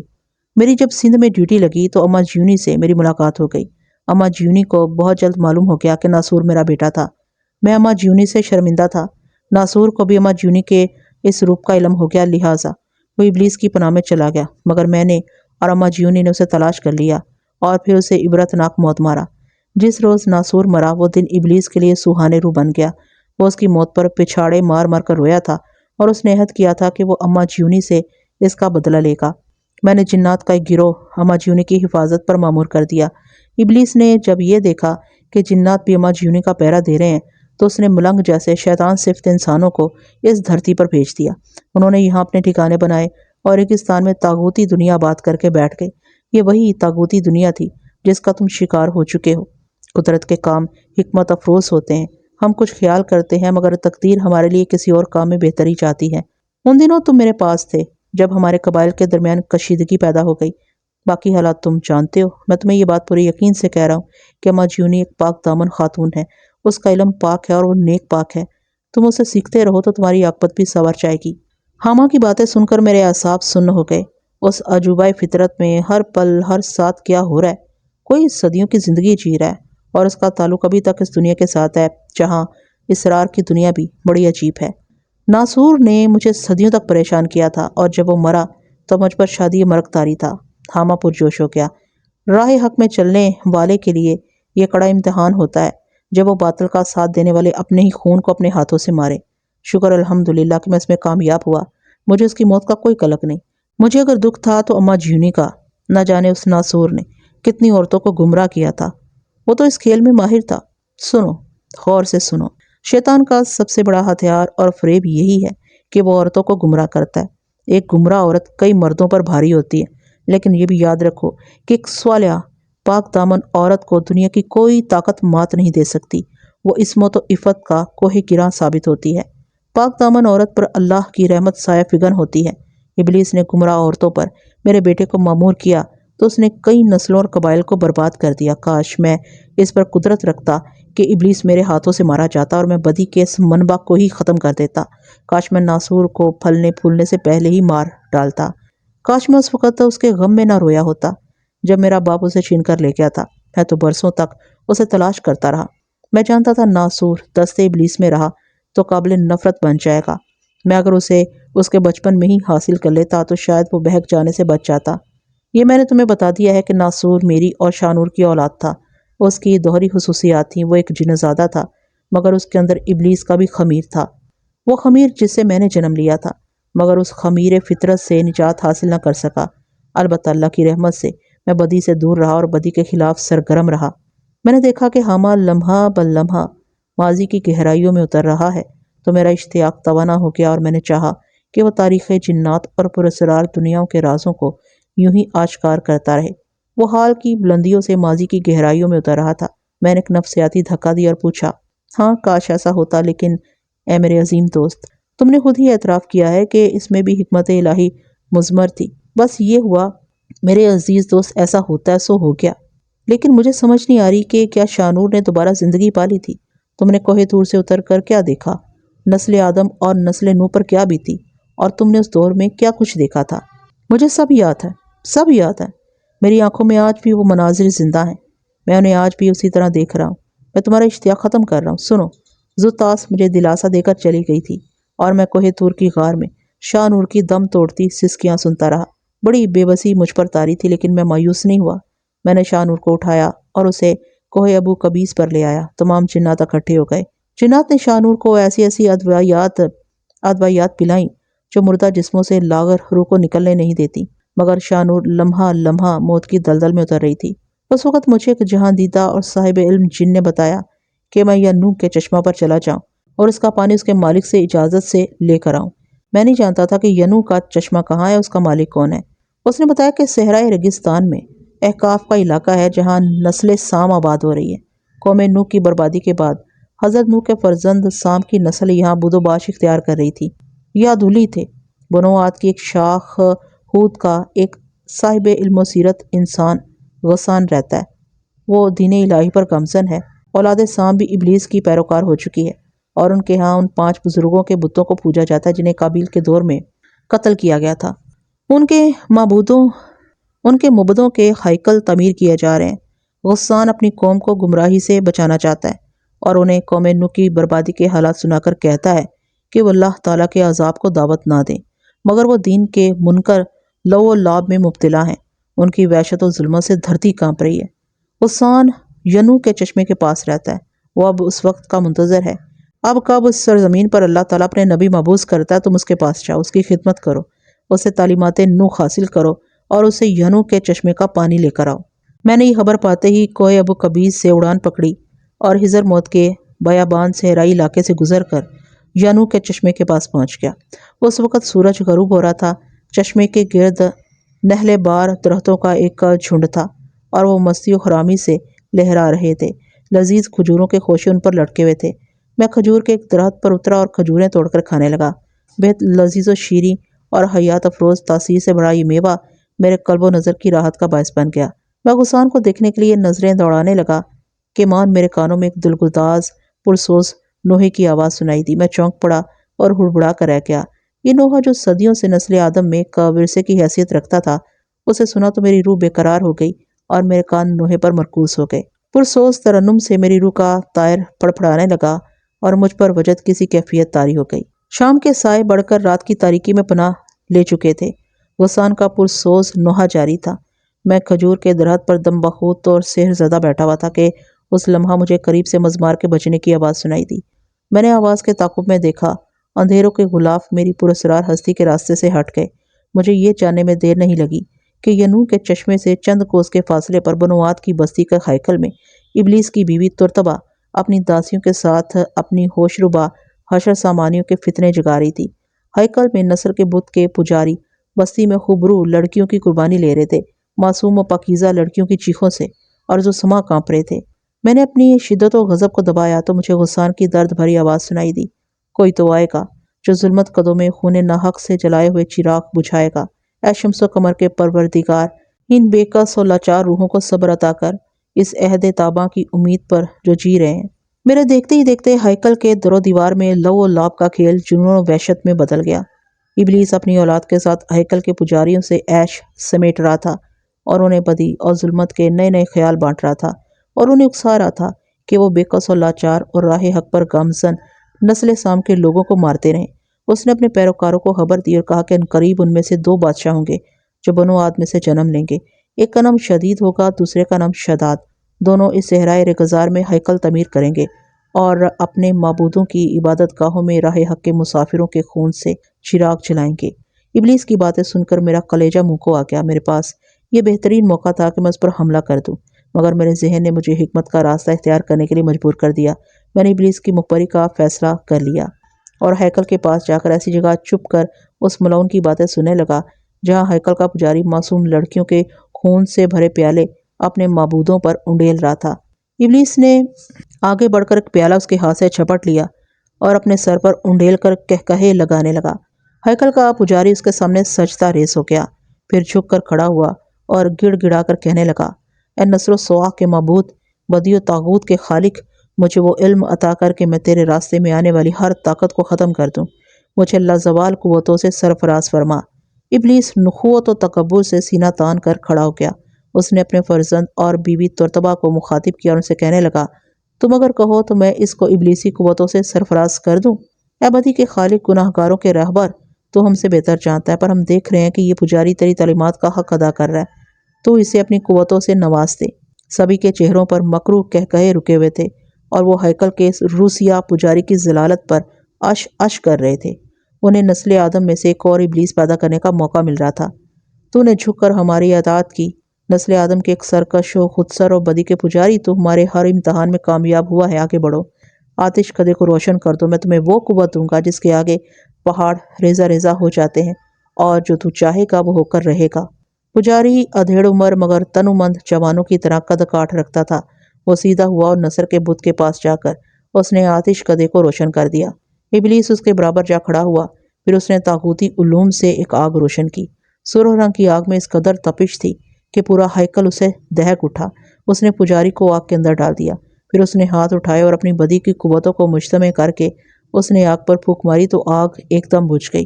पुजारी किसी बुत की तरह आग की जगह पर खड़ा था। इबलीस ने उस पर अपना हाथ फेरा, फिर उसे मुखातिब किया, ए मेरे पुजारी, उठ और अपने बदने हरारी पर हाथ फेर कर देख। मैंने तेरे अंदर अपनी आग मुंतकिल कर दी है। हसद व तकब्बुर, नफरत और इंतकाम के इल्म से भड़कने वाली ये आग ही तेरा वो हथियार है जिसके बल पर तू जिंदा रहेगा। पुजारी ने उसके कहने पर अपने बदन पर हाथ फेरा और फिर जोशे मुसर्रत से चीख मारकर इबलीस के कदमों में गिर गया। ए बदी के बाप, तूने मुझे ये कैसी आग से सरफराज किया है। हैकल के अंदर इबलीसी खेल देखकर मेरा खून खौल रहा था। मैंने चाहा कि आगे बढ़कर यह लगार कर दूं। मुझे अपनी कुव्वतों पर भरोसा था और यकीन महकम था कि अल्लाह की अता करता कुव्वतों के जोर पर मैं उस पुजारी और इबलीस को उसकी नस्ल समेत हंसो हाशा की तरह बहा ले जाता। मुझे ये भी यकीन था कि इबलीस मुझे देखते ही फरार हो जाएगा। वह यार फितना हक के सामने कभी भी जमकर नहीं ठहर सकता था। मैंने अभी ये सोचा ही था कि अचानक हैकल का पुजारी बोला, ए मेरे राहबर, तूने मुझे ये खबर सुनाई है कि बनो आद में से एक शदीद और एक शदाद जन्म लेगा। क्या तू मुझे इस नेमत से नहीं नवाज सकता? क्या तू मुझे इस नेमत से नहीं नवाज सकता? हा हा हा। इबलीस ने मकरू हंसी हंसते हुए पुजारी के कांधे पर हाथ रखकर बोला, तेरी असबियत जाग उठी है मेरे बच्चे। यही मेरे उलूम का कमाल है। इसका मतलब है तूने मेरी ताकतों को अपने अंदर जज़ब कर लिया है। यह सुनकर पुजारी का सीना फूल गया और उसके सामने झुक गया। तू बनो आद के उन बादशाहों का निगराने आला होगा, तो उस वक़्त तक जिंदा रहेगा जब तक ये दोनों बादशाह भाई इस दुनिया से गुजर नहीं जाते। उनकी परवरिश और तरबियत तेरे हाथों से होगी। है मेरे पुजारी, तू बादशाह गर होगा। बादशाह तेरे हाथों में खेलेंगे। तेरे एक इशारे पर वो दुनिया तहवाला कर देंगे। बस तुझ पर वाजिब है कि तू सहराए हकाफ से हिजर मौत तक इबलीसियत का प्रचार कर और बनो साम को हैकल की इताअत के लिए खींच खींच कर लाता रह। अबदी के खालिक, तूने मुझे जो ताकतें अता की हैं, क्या मैं उनसे बनोआत के उस शख्स का सर उतार सकूंगा जो गुस्सान के नाम से मारूफ है और यनू के चश्मा पर कब्जा करके बैठा है? अबदी के बाप, तू जानता है कि यनू का चश्मा बनो सामोआत के लिए नेमत का दर्जा रखता है। अगर मैं उस पर कब्जा कर लूँ तो सारी कौम मेरी मोहताज हो जाएगी। हाँ हाँ, तुझे गुस्सान को मारना होगा। मुझे उसके नोहे सुनकर वहशत होती है। वो जब गा रहा होता है तो उसके अल्फाज मेरे सीने पर पहाड़ कूटने लगते हैं, मेरे कानों में जहन्नुमी सियाल उंडेलने लगते हैं और मेरी नज़रों पर पर्दे पड़ जाते हैं। तूने अच्छा किया कि ये मुझसे पूछ लिया। अगर तू मुझे खुश करना चाहता है तो गुस्सान को मार डाल।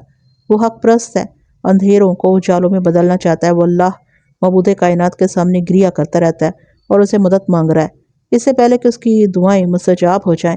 ए मेरे पुजारी, जा और गुस्सान का सर कलम कर दे।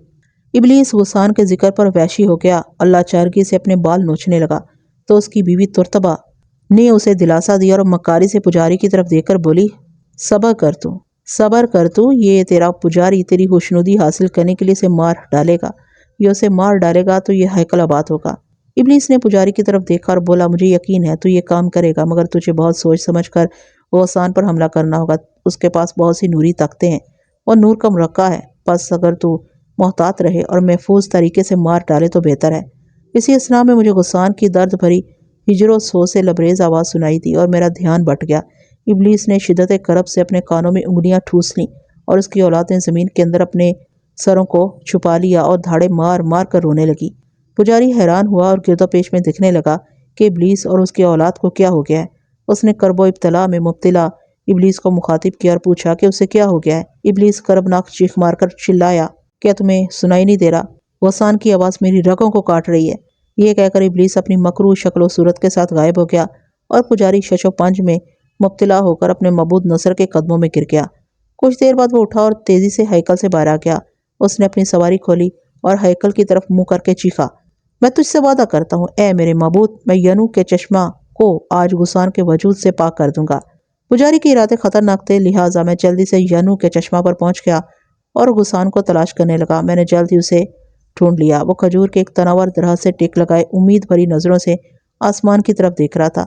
وہ اس بات سے غافل تھا کہ پجاری کی صورت میں موت اس کی جانب آ رہی ہے۔ میں بے آواز اس کے پاس گیا تو اسے کسی وجود کی بو نے چونکا دیا۔ کون ہے تو؟ رات کے پہر تو کیا لینے آیا ہے؟ غسان کھڑا ہو گیا۔ اس کا قد مجھ سے بھی نکلا ہوا تھا۔ چوڑے شانے، سرخ رنگ کشادہ پیشانی، سر کے بال لمبے گھنے اور سرخ تھے۔ اس کی آنکھیں قمر و شمس کی طرح روشن و کشادہ تھی۔ میں کچھ بولنے والا تھا کہ وہ میری حقیقت کو بھانپ گیا۔ میں نے اسے اپنے بارے میں مزید تفصیل سے بتایا اور یہ بھی کہا کہ پجاری اس کو مارنے آ رہا ہے۔ غسان نے بڑے سکون کے ساتھ میری بات سنی اور مجھے ساتھ لے کر چشمے کے پاس گیا اور چلو بھر پانی مجھے دے کر بولا، تم یہ پانی لے جاؤ اور شاہ نور کو پلا دو۔ خالق جہاں نے چاہا تو وہ تندرست ہو جائے گی۔ اے نیک جوان، میں تجھے چھوڑ کر نہیں جا سکتا۔ میں نے اس کے ہاتھوں سے پانی نہیں لیا۔ میں اس وقت جاؤں گا جب تک آپ کی حفاظت اور رفاقت کا حق ادا کر دوں۔ غسان نے مجھے سمجھایا، اگر تم نہ گئے تو شاہ نور مر جائے گی۔ اس کی زندگی کی تمہیں بھی ضرورت ہے اور حق پرستوں کو بھی۔ تم میری حفاظت کی فکر نہ کرو، میرا محافظ میرے ساتھ رہتا ہے۔ غسان نے تشکر آمیز نظروں سے ستاروں سے بھرے آسمان کو دیکھا۔ غسان کے مجبور کرنے پر میں پانی لے آیا اور شاہ نور کو پلایا۔ مگر سچ پوچھو تو اس وقت مجھ پر بے حد رنج و غم طاری تھا۔ ہم پر یہ واجب ہے کہ جب تک خاکی انسان ہمیں مدد کی اجازت نہ دے تب تک ہم ان کے معاملات میں دخل نہیں دیتے۔ میں شاہ نور کی تیمارداری میں لگ گیا اور دن رات اس کی سلامتی کے لیے دعائیں کرنے لگا، مگر میرا دھیان غسان کی جانب بار بار پلٹ جاتا۔ کچھ ہی دنوں بعد شاہ نور کی حالت سنبھلنے لگی اور وہ بولنے کے قابل ہو گئی۔ جنات کے طبیب اعلیٰ نے اس دوران بہت سی ادویات تیار کر کے اسے استعمال کرائیں اور اس کے ساتھ جنات کے بزرگوں نے کوہ ابو قبیس کے مقدس پتھر کے پاس بیٹھ کر اس کی صحت کے لیے دعائیں کی۔ دعائیں مستجاب ہوئیں۔ باران رحمت و شفا سے شاہ نور چلنے پھرنے کے قابل ہو گئی۔ اس کی کہنا ساری کے مکروہ اور خوفناک پرت اکھڑنے لگے اور وہ ایک نومولود بچی کے وجود میں دوبارہ سے زندگی پانے لگی۔ میرے لیے یہ بات بڑی عجیب تھی کہ میں اب اس ہستی کی پرورش کرنے جا رہا تھا جو صدیوں سے میرے خواب و خیال میں زندہ تھی اور جو کئی صدیوں تک میری شریک حیات رہی تھی۔ مجھے سب عجیب لگ رہا تھا۔ وہ آخری شب تھی جب مجھے جنات کے ایک بزرگ نے یہ خوشخبری سنائی کہ آج رات شاہ نور کا روپ مکمل ہو جائے گا اور اس کی حفاظت کے لیے انہوں نے ایک شفیق جن آزادی کو مامور کر دیا تھا۔ میں نے اسے کہا کہ شاہ نور کی تربیت اور پرورش میں خود کروں گا۔ اس پر بزرگ جن نے سمجھایا کہ چونکہ مجھے بھی بہت سے مارکوں میں حصہ لینا ہے اس لیے میں شاہ نور کو ان کے قبیلے کے سپرد کر دوں۔ میں نے اس کی بات نہ مانی اور کہا کہ شاہ نور کی پرورش صرف اور صرف میں ہی کروں گا۔ میں اسی شام شاہ نور کو اٹھا کر کوہ طور پر لے گیا اور اس کے لیے دعائیں کرنے لگا۔ میں اسے ایک بار پھر اسی غار میں لے گیا جہاں اس پر ستم ٹوٹا تھا۔ یہ رات کا آخری پہر تھا کہ زوتاس آ گئی۔ وہ میری حالت دیکھ کر بہت ہنسی تھی۔ وہ کہنے لگی، ہاں ماں، تم شاہ نور کے عشق میں پاگل ہو گئے ہو۔ تمہیں یہ زیب نہیں دیتا کہ اس بچی کی پرورش کے لیے جنگل و کوہسار میں بھٹکتے پھرو۔ زوتاس نے بھی مجھے وہی کچھ کہا جو بزرگ جنات کہہ چکے تھے۔ میں نے زوتاس سے کہا، تم میری حالت کا اندازہ کر سکتی ہو، اگر تم میرا ساتھ دو تو شاید میں کوئی اور کام کرنے کے قابل ہو جاؤں۔ کہو، میں تمہارے لیے کیا کر سکتی ہوں؟ تم شاہ نور کی پرورش کرو تو مجھے فخر اور سکون ملے گا۔ میں نہیں، بالکل نہیں۔ تم جانتے ہو میں اس دنیا کی نہیں ہوں۔ مجھے کسی کی پرورش کی اجازت نہیں مل سکتی۔ اس نے صاف انکار کر دیا۔ تو پھر میری تضحیک بھی مت کرو، میرا مذاق بھی نہ اڑاؤ۔ میں جلالی ہو کر بولا تو زوتاس کہنے لگی، ہاں ماں، تم اپنے مقاصد بول رہے ہو، تمہیں ہوش نہیں ہے کہ تم کیا کرنے چاہ رہے ہو۔ اگر تم شاہ نور کی پرورش میں مگن رہے تو ابلیسی جنات اور انسانوں میں بدی کے بیج بو کر ایسی فصل تیار کرے گا کہ تم چاہو کہ بھی تو اس کی گندگی صاف نہیں کر سکو گے۔ ہوش میں آؤ اور اپنے اس رفیق خاکی کی خبر لو۔ زوتاس کی باتیں واقعی مجھے ہوش کی دنیا میں لے آئیں اور میں نے چونک کر پوچھا، تم کس کی بات کر رہی ہو؟ غسان کی۔ کیا تم جانتے ہو کہ غسان اب اس دنیا میں نہیں ہے؟ تم کیا کہہ رہی ہو؟ میں سچ کہہ رہی ہوں۔ اے غافل شخص، تو نے شاہ نور کی دنیا میں گم ہو کر غسان جیسے مہربان انسان کو تنہا چھوڑ دیا۔ میں نے اسے بتایا کہ غسان نے خود مجھے بھیجا تھا، ورنہ میں اس کے پاس ہی رہتا۔ اس پر وہ بولی، لیکن یہ تمہارا فرض تھا کہ تم اس کی حفاظت کرتے، وہ آخری چراغ تھا اس بستی میں۔ اے غافل ہاما، پجاری نے ہیکل کی دنیا بات کرنے کے لیے حق پرستوں کا خون بہا دیا ہے۔ اب احقاف کی بستی پر عدو اللہ میں سے شدید نامی بادشاہ حکومت کر رہا ہے۔ وہ ظالم انتہائی سفاک انسان ہے۔ وہ اپنی رعایا سے جانوروں سے بدتر سلوک کرتا ہے۔ اس نے صحرائی ریگزار میں اونچے اونچے معبد خانے اور ہیکل تعمیر کر دیے ہیں۔ وہ لڑکیوں کو ہر چاند کی رات میں قربان کرتا ہے اور یہ سب اس پجاری کی ہدایات پر ہو رہا ہے۔ ہاما، تو نے خود پر بھی ستم کیا اور تو نے غفلت برت کر اپنی عاقبت تباہ کر ڈالی۔ تیرے پاس ابھی وقت ہے، انسانی آبادیوں میں جا اور کسی نیک روح بدن انسان کو تلاش کر کے اسے ہیکل کے خلاف کھڑا کر دے۔ بنو عاد کے غریب اور معصوم انسان کسی معجزے کے منتظر ہیں۔ زوتاس کی باتیں سن کر میں خود پر ملامت کرنے لگا اور زاروں کی تار رونے لگا۔ میں نے اسے عہد کیا کہ اب میں کبھی ایسی غفلت نہیں کروں گا۔ میں نے شاہ نور کو کوہ ابو قبیس کے جنات کے پاس چھوڑ دیا اور کہا، میں اپنی امانت آپ کے سپرد کر رہا ہوں، نہ جانے میں اب کب آؤں۔ ہاں اگر یہ جوان ہو جائے تو اسے یہ بتا دینا کہ اس کا حامہ ایک اعلیٰ و عرفہ مقصد کی خاطر اسے چھوڑ کر جا رہا ہے۔ میں نے چند جنات کو ساتھ لیا اور ایک بار پھر یانو کے چشمے کے پاس پہنچ گیا، مگر یہ دیکھ کر مجھے بے پناہ دکھ ہوا کہ وہ گل و گلزار اور نخلستان کا خطہ برباد ہو چکا تھا اور اس کی جگہ سنسانی پھیلی ہوئی تھی۔ ہر سو وحشت ویرانی سی دکھائی دے رہی تھی۔ یانو کے چشمے کے پاس 3 گرانڈیل جوان بیٹھے شیطانی مشروبات پی رہے تھے اور آپس میں گپ شپ کر رہے تھے۔ ان سب کا موضوع گفتگو بنوات کا ایک سر پھرا نوجوان غفان تھا جو ان کی بستی سے دور کوہساروں میں رہتا تھا۔ میں نے اس کے قریب جا کر سن گن لی اور معلوم ہوا کہ بنوات کے بادشاہ شدید نے غفان کے قتل کے احکامات جاری کیے ہیں اور اس کے سر کی قیمت میں بنوات کی 10 خوبصورت ترین لڑکیاں اور ایک نخلستان انعام میں رکھا تھا۔ تینوں جوان یہ سوچ رہے تھے کہ وہ غفان کو کیسے قتل کر کے اس کا سر حاصل کریں۔ وہ تینوں جوان چشمے کی حفاظت پر مامور تھے اور ہیکل کے پجاری کی طرف سے انہیں مقدس چشمے سے ہٹنے کی اجازت نہیں تھی، مگر پرکشش انعام نے انہیں بےتاب کیا ہوا تھا۔ ان کی باتیں سن کر مجھے ایک نئی راہ دکھائی دی۔ میں نے غفان سے رابطہ قائم کرنے کا فیصلہ کر لیا، لیکن اسی لمحہ مجھے ان تینوں جوانوں کو بھی استعمال کرنے کا خیال آیا۔ میں نے محسوس کیا کہ یہ نوجوان اپنے پجاری سے متنفر ہیں اور انہیں یہاں جبراً مامور کیا گیا ہے۔ غفان کی تلاش اور پرکشش انعام کے لالچ نے انہیں بےتاب کر دیا تھا۔ میں بھی سوچ ہی رہا تھا کہ مجھے زوتاس کی مانوس خوشبو نے چونکا دیا۔ میں ہمتن ہو گیا کہ زوتاس آئی ہے تو اس سے ان جوانوں کے متعلق بات کروں گا، مگر خوشبو میرے قرب و جوار میں بکھر گئی اور مجھے کچھ دکھائی نہیں دے رہا تھا۔ اے میرے مہربان، یہ کتنی عجیب بات ہے۔ ہم جنات ہیں، انسانوں کو نظر نہیں آتے، مگر ہم سے زیادہ توانا مخلوق بھی اس کائنات میں موجود ہے جسے ہم دیکھنے اور ان کے متعلق جاننے سے لاچار ہیں۔ یہ سب اللہ کی حکمتیں ہیں کہ اس ذات بابرکات نے اپنی کائناتوں کے نظام کو چلانے کے لیے کیسی کیسی محلوقات پیدا کی ہیں۔ ہم سے بھی زیادہ لطیف اجسام رکھنے والی یہ محلوقات ہم سے کتنی عرفہ ہوں گی۔ کاش کہ میں اسے دیکھنے پر قدرت رکھتا۔ سنو، میں زوتاس کی خوشبو کو ہواؤں کے وجود میں تلاش کر رہا تھا۔ ہوا بھی اپنا وجود رکھتی ہے، بہت لطیف اور چاندی جیسا روپ ہوتا ہے ہواؤں کا، ایک غبار نہایت مسحور کن، نرم رو، حیات افروز، مگر جب یہ ہوائیں غضبناک ہوتی ہیں تو ان کے جلال کو برداشت کرنا مشکل ہوتا ہے، یہ ہماری بستیاں بھی اجاڑ دیتی ہیں۔ ہاں سنو، مجھے زوتاس دکھائی نہیں دی۔ میں زیر لب مسکرا دیا کہ اس کی ہر ادا ہی نرالی اور غضبناک تھی۔ میں اس جستجوئی راز میں مبتلا تھا کہ مجھے ایک نہایت ہوش ربا، دل نواز، جمال آرائش سے مرصع حسن بے اتنا نظر آیا۔ اس کا سراپا قیامت خیز تھا۔ وہ لڑکی ہاتھ میں عام سا برتن اٹھائے یانو کے چشمہ کی جانب آ رہی تھی اور مست حرامی سے فضا جل ترنگ سی ہو رہی تھی۔ میں پرتجسس نظروں سے اسے دیکھنے لگا۔ ہلکے انسان میں سے ایک مکمل حسن میرے سامنے جلوہ گر تھا۔ تینوں جوانوں نے اسے دیکھا تو دمبخود ہو گئے، ان کے ہاتھوں سے مشروب کے پیالے چھوٹ گئے اور ان میں سراسیمگی پھیل گئی۔ دوشیزہ جمال آفرین انگڑائی لے کر چشمے کے پاس پہنچی اور اس نے خوابدیدہ نظروں سے انہیں دیکھا اور پانی بھرنے سے جھجک گئی۔ اگر تم کہو تو میں آب شیریں لے لوں؟ اس کی آواز میں شہد جیسی مٹھاس تھی، وہ کوئی خوش الحان طائر تھا۔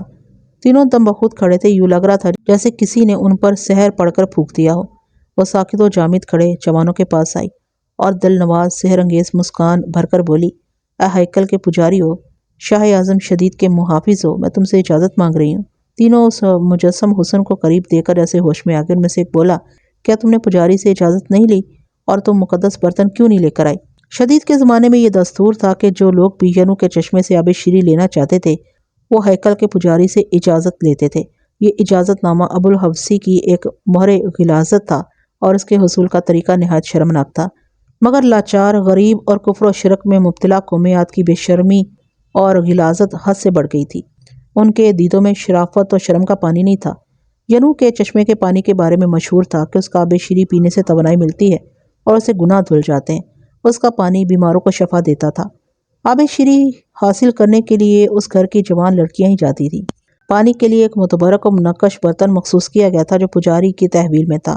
لڑکیاں چشمے پر جانے سے پہلے پجاری کے پاس جاتی تھیں اور اس برتن کو حاصل کرنے کے لیے پجاری کی ابو الحفصی کا شکار ہوتی تھیں۔ آب شیریں کے حصول کا یہ گھنونا شیطانی کھیل پجاری کی ایجاد تھا۔ اس نے شدید کو بھی اس لذت و گناہ کی لت میں مبتلا کیا تھا اور اس کے محلات میں ہر سو قومیات کی خوبرو دوشیزائیں مقیم رہتی تھی۔ ابلیس ہیکل کے پجاری اور اپنی پیروکار قوم عاد کو دیکھ کر مسرور و مغرور ہو گیا تھا۔ یانو کے چشمہ کے کنارے وہ دوشیزہ اس جوان کے سوال پر اب دیدہ ہو گئی اور اس کی جھیل جیسی نیلگوں آنکھوں سے جھرنا پھوٹ پڑا۔ وہ بولی، میں پجاری کے پاس نہیں جا سکتی۔ کیوں نہیں جا سکتی؟ وہ تینوں ایک دم بولے، کیا تم نہیں جانتی کہ پجاری کی حکم عدولی کی سزا کیا ہوتی ہے؟ کیا تم نہیں جانتی کہ یہ سزا ہم دینے پر بھی قادر ہیں؟ لڑکی سہم کر 2 قدم پیچھے ہٹ گئی تو ان میں سے ایک جوان بولا، ٹھہرو دوستو، اس بیچاری کو ڈراتے کیوں ہو؟ دوشیزہ اس کو ممنون نظروں سے دیکھنے لگی۔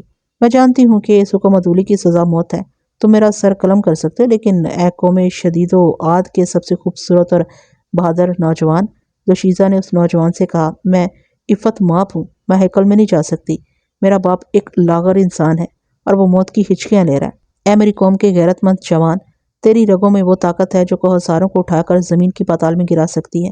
میرے باپ نے مجھے ہمیشہ گھر میں رکھا، اس نے آج تک مجھ پر کسی غیر مرد کی نظر نہیں پڑنے دی۔ وہ جانتا ہے کہ اگر پجاری کو میری بھنک بھی پڑ گئی تو وہ مجھے بھی قوم عاد کی ان لاچار و بے بس لڑکیوں کی طرح پامال کر دیتا۔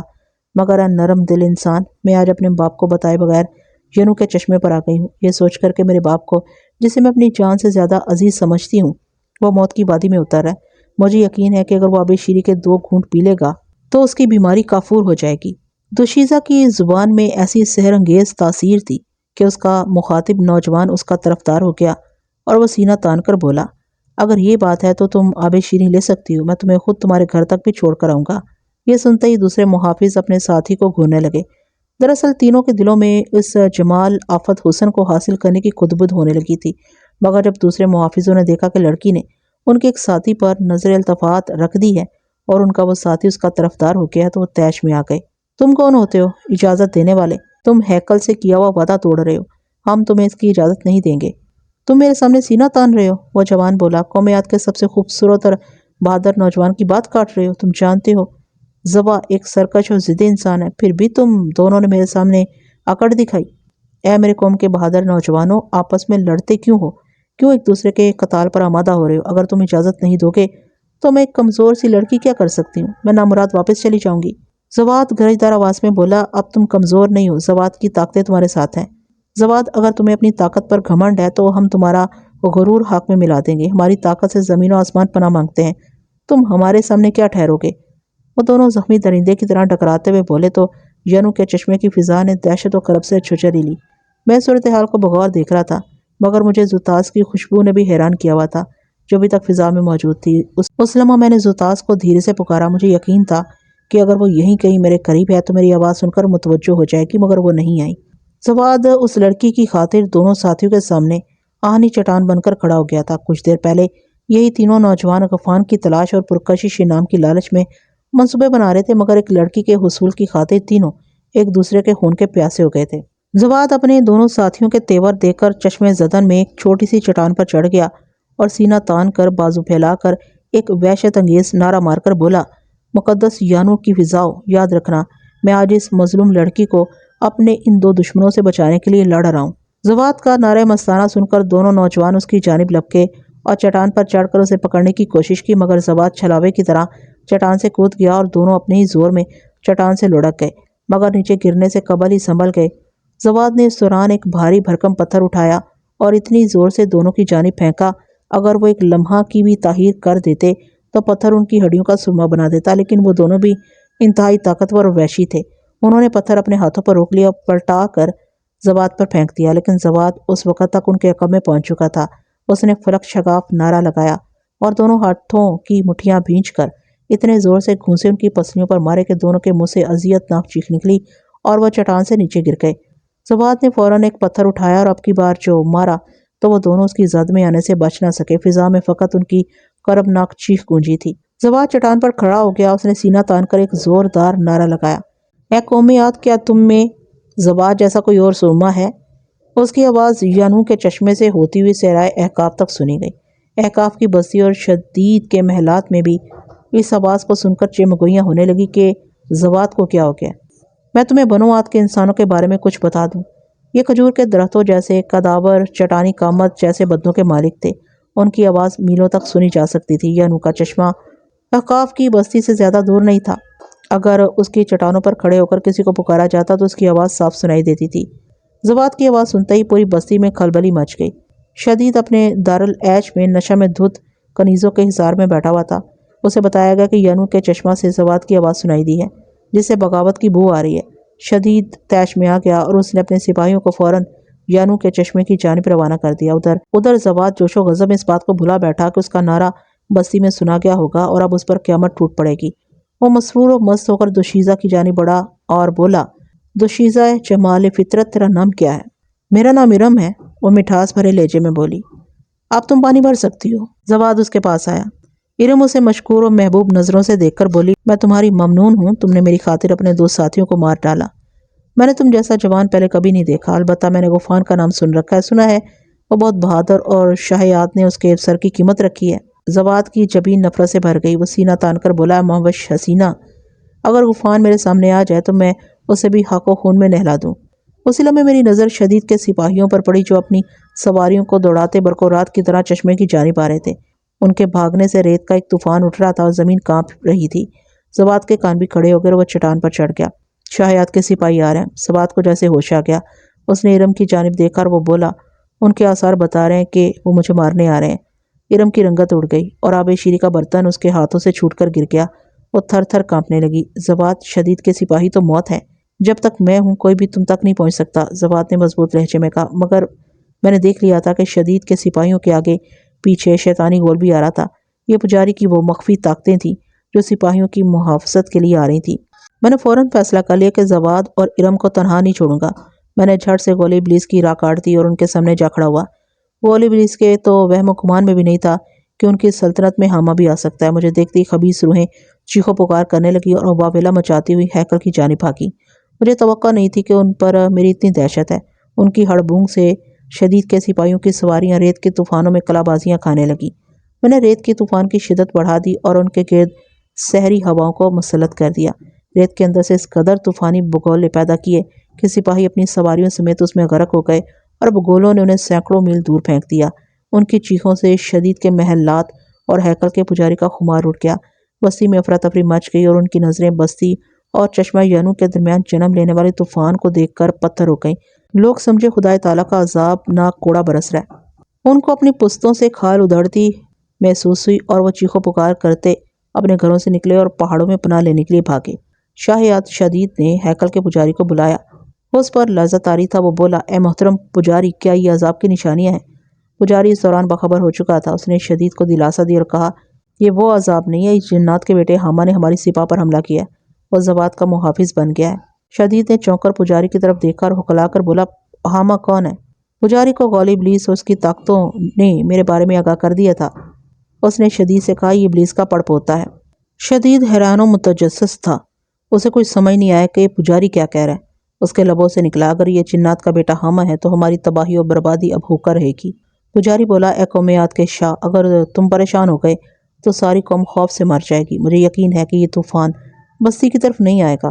مگر شدید کو اس کی بات پر یقین نہ آیا۔ شدید کی پریشانی جب حد سے بڑھ گئی تو پجاری نے اسے ہیکل کے اندر مدعو کیا اور اسے اطمینان دلانے کے لیے کہا کہ وہ نصر و وداع کے بتوں کے سامنے بیٹھ جائے تاکہ پجاری اپنی طاغوتی طاقتوں کو بلا کر اسے یہ اطمینان دلا سکے کہ جنات کا بیٹا حامہ اس کی قوم پر حملہ ور نہیں ہوگا۔ پجاری نے اپنی طاغوتی طاقتوں کو پکارا اور کہا، خداوند نصر کی پجاری روحو، حاضر ہو جاؤ اور شاہیات کو بتاؤ کہ یہ عذاب وہ عذاب نہیں جس نے نوح کی بستی کو غرقاب کر دیا تھا۔ پجاری کی طاغوتی قوتوں نے شدید کے سامنے حاضر ہو کر اسے کہا، اے قوم عاد کے بادشاہ، ہماری بات غور سے سن۔ ہم خداوند نصر کی پجاری روحیں ہیں۔ ہمارا یہ پجاری تمہیں جو سبق دیتا ہے اسے غور سے سنا کر، ورنہ اس عذاب کے آنے سے پہلے ہم تم پر ایسا عذاب نازل کریں گے کہ تمہارے کھال میں ایک بھی ہڈی سلامت نہیں رہے گی۔ طاغوتی قوتوں کی گرج نے شدید کا بے کل کلیجہ ٹھنڈا کر دیا۔ ان کے سامنے جھک گیا اور گڑ گڑا کر بولا، میں بہت گناہ گار انسان ہوں، میں پجاری کو چھوڑ کر کہاں جا سکتا ہوں، لیکن مجھے خوف ہے کہ اگر حامہ کے اس طوفان نے ہماری آبادی کا رخ کر لیا تو قیامت آ جائے گی۔ بس میرا یہ خوف ہی مجھے اس عذاب میں مبتلا کیے ہوئے ہے۔ شدید طاغوتی قوتوں کو دیکھ کر تھر تھر کانپ رہا تھا۔ وہ بے پناہ خوف سے زندہ درگور ہو گیا تھا۔ بولا، میری قوم بھی ہراساں ہے، وہ آبادی سے نکل کر پہاڑوں میں پناہ لے رہی ہے۔ ہم تمہاری قوم کی رکھوالی کریں گے۔ بدی کی پرچار بدروحوں نے شدید کو اطمینان دلایا اور اسے حکم دیا، اگر تم ہماری مدد چاہتے ہو تو ہیکل میں ہر صبح سورج نکلنے سے پہلے خوبصورت لڑکیوں کی قربانی دیا کرو۔ خداوند نصر کی پجاری روحیں خوش ہو کر تمہیں تمہارے دشمنوں سے بچائیں گی۔ پجاری نے شدید کو کچھ ایسے طلسمات دکھائے کہ اس کے دل سے ہر طرف کا خوف نکل گیا اور پھر وہ نہایت بے خوف ہو کر پجاری سے کہنے لگا، مقدس ہیکل کے عظیم پجاری، تم اپنی ان قوتوں سے کہو کہ حامہ کو نیست و نابود کر دیں۔ اس کے لیے وہ جتنی قربانی مانگے گے میں دینے کے لیے تیار ہوں۔ پجاری کو معلوم ہو چکا تھا کہ بستی احقاف کی ایک نہایت خوب روح پری جمال دوشیزہ ارم اس طوفان کی وجہ بنی ہے۔ وہ اس بات پر حیران تھا کہ اس کی بستی میں حسن و نور کا دریا بہتا رہا اور وہ اسے لا علم تھا۔ اس نے اپنے جاسوس اور موکل روحوں کو بے تحاشا لتاڑا اور انہیں کوڑے بھی مارے کہ انہوں نے بستی کی اس جواں حسن دوشیزہ سے اسے کیوں بے خبر رکھا۔ وہ نہیں چاہتا تھا کہ شدید کو ارم کی خبر ہو، کیونکہ اگر شدید یہ جان لیتا تو وہ اسے حاصل کرنے کی ضد کرنے لگتا۔ لہٰذا پجاری نے شدید سے کہا، اے شاہیات، میں تمہیں ایک ایسی خبر دینا چاہتا ہوں جسے سن کر تمہارے رونگٹے کھڑے ہو جائیں گے۔ شدید کے ماتھے پر غضب کے مارے بل پڑ گئے اور بولا، اے عظیم پجاری، مجھے جلدی سے وہ خبر سناؤ۔ اس بستی میں ایک ایسا شرپسند شخص زندہ ہے جو شاہیات اور ہیکل کو تسلیم نہیں کرتا۔ مجھے معلوم ہوا ہے کہ وہ غفران کو پسند کرتا ہے۔ یہ سن کر شدید جلال و قہر سے کانپ اٹھا۔ یہ کیسے ہو سکتا ہے کہ ہماری بستی میں موجود ہر وہ شخص مار دیا گیا ہے جو غفران کے لیے درد رکھتا تھا؟ ہم اتنے غافل نہیں ہو سکتے کہ ہمیں خبر ہی نہ ہو۔ اور سنو شاہیات، اس شخص کی ایک بیٹی بھی تھی جو غفران کو پسند کرتی ہے، بڑی ذہین، خوبصورت اور چالاک ہے وہ لڑکی، لیکن افسوس کہ اب وہ ہماری دسترس سے دور ہو چکی ہے۔ غضب خداوند نصر کا، اس بوڑھے شخص نے کئی سال تک اپنی بیٹی کو گھر میں چھپائے رکھا اور ہمیں اس کی خبر ہی نہ ہو سکی۔ شدید کرب و اذیت، تکبر و نخوت اور جلالت کے مارے پیچو تاب کھانے لگا۔ اس نے سرخ آنکھوں سے پجاری کی طرف دیکھ کر بولا، مقدس ہیکل کے پجاری، تو ہم سے عظیم ہے، مگر تیرے بنائے ہوئے قانون سے وہ کیسے محفوظ رہے؟ پجاری بولا، مجھے یہ بھی معلوم ہوا ہے کہ وہ شریعت نوح پر قائم ہے، اس لیے وہ بدی کی قوتوں کے زیر اثر نہیں آ سکا، لیکن اب میں اسے زیادہ دیر تک زندہ نہیں رہنے دوں گا۔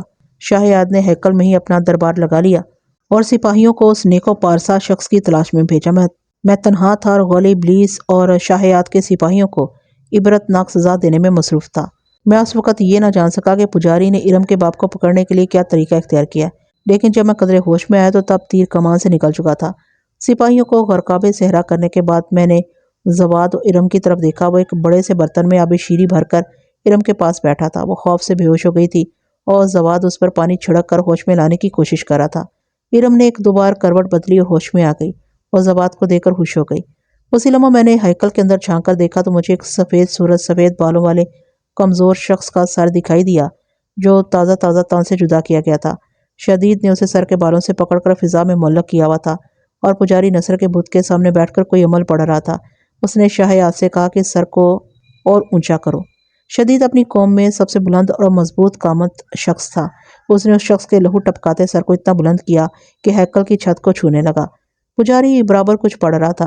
اس نے ایک بڑے سے برتن سے راکھ اٹھائی اور ایک عمل پڑھ کے اس پر پھونک ماری تو ہیکل میں ہر سو دھند سی چھا گئی۔ پجاری اور شاہیاد دھند کی چادر میں غائب ہو گئے۔ اسی لمحے پجاری نے مکروہ قہقہا بلند کیا اور اسی لمحے کٹا ہوا سر شدید کے ہاتھ سے نکلا اور کسی عفریت زدہ پرندے کی طرح دھند میں چکر کاٹنے لگا۔ پجاری کی موکل روحیں اس سر کو اٹھا کر دھند کے کوہر سے باہر نکل گئیں اور پھر اسے اتنے زور سے فضا میں اچھالا گیا کہ وہ سر ینو کے چشمے کی جانب اڑنے لگا۔ میرے لیے پجاری کی یہ حرکت بڑی عجیب تھی۔ میں نہیں جانتا تھا یہ سر کیا ہے اور پجاری نے اسے ینو کے چشمہ کی جانب کیوں اچھالا ہے۔ میں تمہیں بتا چکا ہوں کہ ابلیس بدی و گناہوں کے علوم میں نت نئی اختراعات نکالتا رہتا ہے۔ وہ بدی اور گناہ کا موجد ہے۔ سر جو ہی زمین پر گرا اور اس کے اندر سے دھند کا گہرا غبار نکلا، اس کے اندر کٹا ہوا سر پورے وجود کے ساتھ متحرک دکھائی دینے لگا۔ ارم نے اسے دیکھتے ہی چیخ ماری تھی، بابا! اوہ میرے خدا! میرے منہ سے بے اختیار نکلا۔ مجھے اب سمجھ آ گئی تھی کہ یہ سر تو اس بدنصیب ارم کے باپ کا ہے جسے پجاری نے طاغوتی قوتوں کے ذریعے یانو کے چشمے تک پہنچایا تھا۔ مجھے اب یہ سمجھنے میں دیر نہیں لگی کہ پجاری نے ارم کو پھانسنے کے لیے مکر و فریب اور سحر انگیزی سے ایک بہلاوا پیدا کیا ہے۔ ارم دھند کے غبار کی جانب بھاگنے لگی۔ بابا! بابا! وہ معصوم شعلہ حسن اپنے باپ کی محبت میں جنونی ہو گئی اور یہ سوچے سمجھے بغیر کہ اس کا باپ تو پراسرار قوتوں کا مالک نہیں تھا، وہ اس طرح کیسے آ سکتا ہے، لیکن باپ کی محبت نے اس کی عقل پر پٹی باندھ دی۔ اس لمحہ زوتاس کی خوشبو میرے نتنوں سے ٹکرائی اور وہ تیزی سے یہ کہہ کر غائب ہو گئی، ہاما ارم کو بچا لو۔ میں زوتاس کے اس پراسرار انداز پر حیران ہوا، پھر ارم کی جانب بھاگا، مگر اس وقت تک دیر ہو گئی تھی۔ دھند میں داخل ہوتے ہی گہرا غبار اس کے گرد سحری جال کی طرح لپٹ گیا اور وہ غیر محسوس طور پر اس کی قید میں آ گئی۔ وہ باپ کے ہیولے کی جانب بڑھنے لگی، لیکن ہیولا اب پیچھے ہی پیچھے ہٹ رہا تھا اور وہ دیوانی سی ہو کر باپ کو چھونے کی غرض سے آگے ہی بڑھنے لگی۔ میں اس دوران دھند کے پاس پہنچ چکا تھا، لیکن مجھے شدید ذہنی جھٹکا لگا۔ میں نے جو ہی دھند کے اندر داخل ہونا چاہا، میرے اور اس کے درمیان ایک دیوار سی آ گئی۔ میں نے بہترا زور لگایا مگر میں دھند کے اندر داخل نہ ہو سکا۔ میں نے جھلاہٹ سے ایک زوردار مکہ اس غیر مرئی دیوار پر مارا تو مجھے ایک عجیب و غریب مکروہ حزیانی کہکہا سنائی دیا۔ میں نے اس جانب دیکھا اور مجھے ہیکل کے کلس پر اپنا باپ دکھائی دیا۔ اس کی ٹانگ کے ساتھ ایک چھوٹا سا بچہ بھی کھڑا تھا جو چھلاوے کی طرح کلا بازیاں کھا رہا تھا۔ میرے باپ نے اسے اپنی گود میں اٹھایا اور میری بے بسی پر کہکہا لگا کر بولا، ہاں ماں، تجھے اپنی طاقت پر بڑا ناز ہے تو بچا لے ارم کو، اس دھند میں داخل ہو جا۔ بچہ بھی اس کے ساتھ کہکہے لگانے لگا تھا۔ یہ تیرا ناسور ہے۔ میرے باپ نے اس بچے کی جانب اشارہ کیا۔ میرا ناسور؟ میں نے حیران ہو کر پوچھا۔ تیرا اور شاہ نور کا ناسور، میرے باپ نے کہکہا لگایا تو میرے دل و دماغ میں آندیاں سی چلنے لگی۔ میرا ناسور، میرا بچہ، میں اپنے باپ کی طرف لپکا مگر وہ فتنہ کار غائب ہو گیا۔ میں اس کے تعاقب میں بہت دور تک گیا تھا مگر وہ میرے ہاتھ نہ آ سکا۔ میرا ناسور! میں اپنے بچے کی شکل دیکھ کر رونا چاہتا تھا۔ اتنی ہی عمر کا میں بھی تھا جب میں نے قابیل کو اپنے بھائی حابیل کو قتل کرتے ہوئے دیکھا تھا۔ وہ بھی میری طرح بے چین و بے قرار و چھلاوا تھا۔ میرے باپ اس کی پرورش کر کے اسے کیسی تلوار بنا رہا تھا جس سے وہ خامہ کی گردن کاٹنا چاہتا تھا۔ کچھ ہی دیر بعد میں اپنے حواس میں آ گیا اور ینو کے چشمہ کی جانب لوٹ آیا۔ دیکھا تو زوات پریشان و بدحال سا ہو کر ارم کو آوازیں دے رہا تھا۔ وہ پریشان تھا کہ وہ یکایک کیسے غائب ہو سکتی ہے۔ ارم دھند میں غرق ہونے کے بعد اسے دکھائی نہیں دی تھی۔ میں نے دیکھ لیا تھا کہ دھند کا وہ عفریت نما غبار ہیکل کے اندر داخل ہو رہا تھا اور بیچاری ارم بے کسی و دیوانگی کے عالم میں اپنے بابا کو پکارتی ہوئی ہیکل میں داخل ہو گئی تھی۔ اب وہ پجاری کے رحم و کرم پر تھی۔ مجھے زوتاس کا خیال آیا اور میں نے اسے پکارا۔ اب کی بار وہ جلد آ گئی۔ میں نے کہا، زوتاس، میں کب سے تمہاری مہک اپنے ارد گرد محسوس کر رہا ہوں، تم میرے پاس نہیں آ رہی ہو۔ ہاں ماں، بہت سی باتیں ایسی ہیں جن کو پردہ راز میں رکھنا چاہیے، لیکن میں تمہیں صرف یہ بتا رہی ہوں کہ میں نے حالات کو تمہارے حق میں موڑ دیا تھا۔ میں ہی ارم کے اندر داخل ہو کر اسے ینو کے چشمہ تک لائی تھی اور پھر ان تینوں کو ایک دوسرے سے لڑا دیا۔ میری سنو، زوات بہت بہادر اور ذہین ہے، تم اس کے پاس جاؤ اور اسے علم کی کچھ باتیں سکھاؤ اور پھر اس کے اندر داخل ہو کر ہیکل پہنچ جاؤ۔ زوتاس، تم کیسی بات کر رہی ہو؟ میں ایک انسان کے اندر کیسے داخل ہو سکتا ہوں؟ میں نے اس کی عقل پر حیرانی ظاہر کی۔ تمہارے لیے انسان کے اندر داخل ہونا کوئی مشکل کام نہیں، اس سے پہلے بھی تو تم انسانوں کے اندر داخل ہوتے رہے ہو، زوتاس نے کہا۔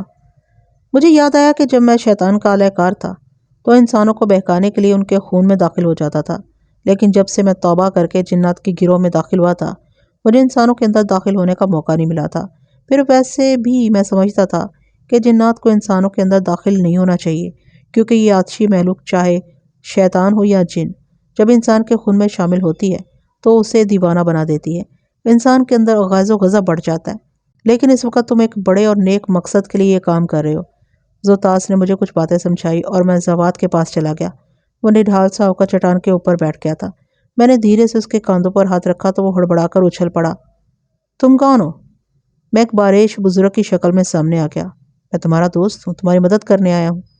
میں تمہیں نہیں جانتا، زوات پریشان ہو کر بولا۔ تم اس بستی کے ہرگز نہیں ہو۔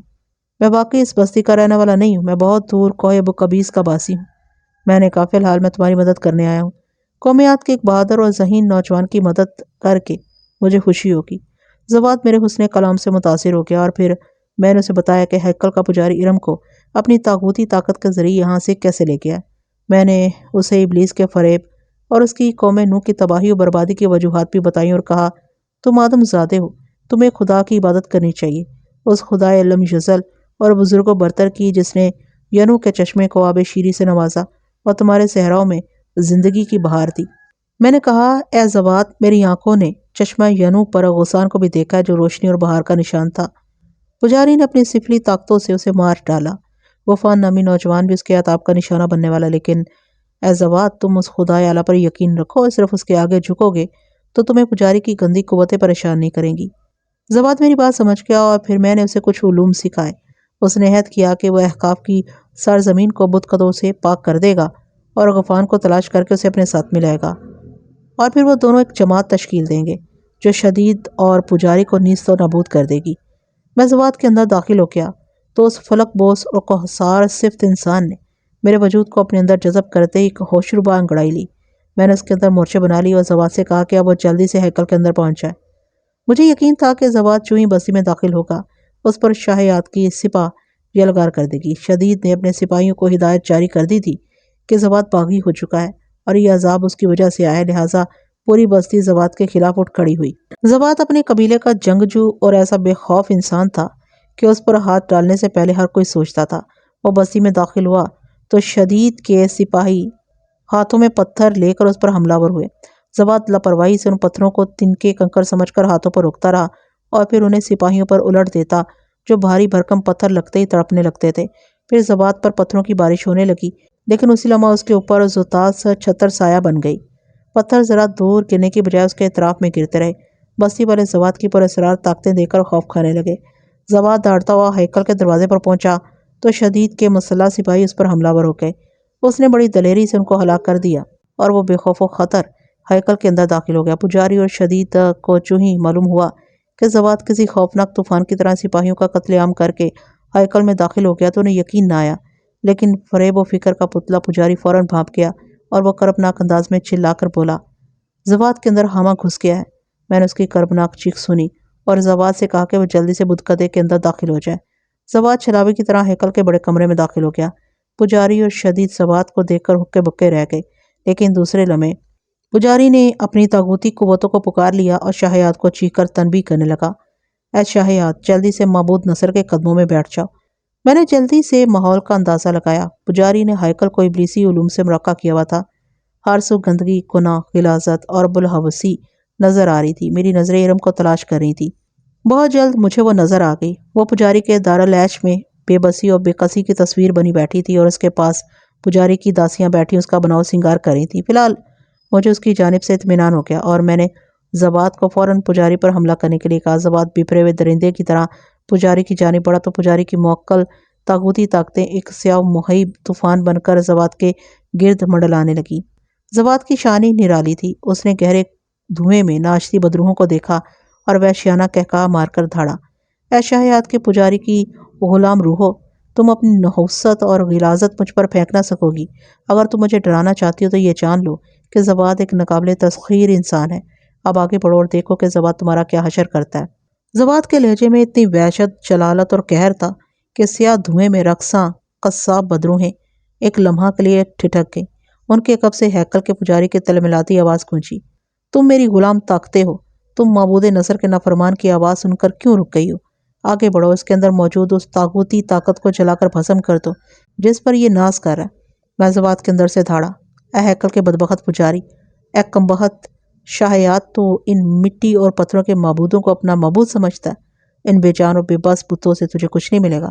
تم نے اپنی بزرگوں کو بھلا کر اپنی عاقبت تباہ کر ڈالی ہے اور ان بتوں کو اپنا خدا مان کر انسانوں پر ظلم کرتے ہو۔ تم اس بدبخت اور سیاہ کار ابلیس نے گمراہ کر دی ہے۔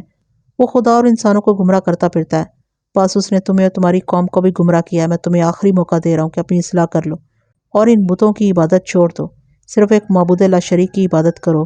نوح کی قوم بھی تمہاری طرح گمراہ ہو گئی تھی اور نوح اپنی بدبخت قوم کو اصلاح کی تبلیغ کرتے رہتے تھے، لیکن بدی کے نشے میں دھت قوم کی عقل کو ابلیس نے اپنی غلیظ چادر تلے ڈھانپ دیا تھا۔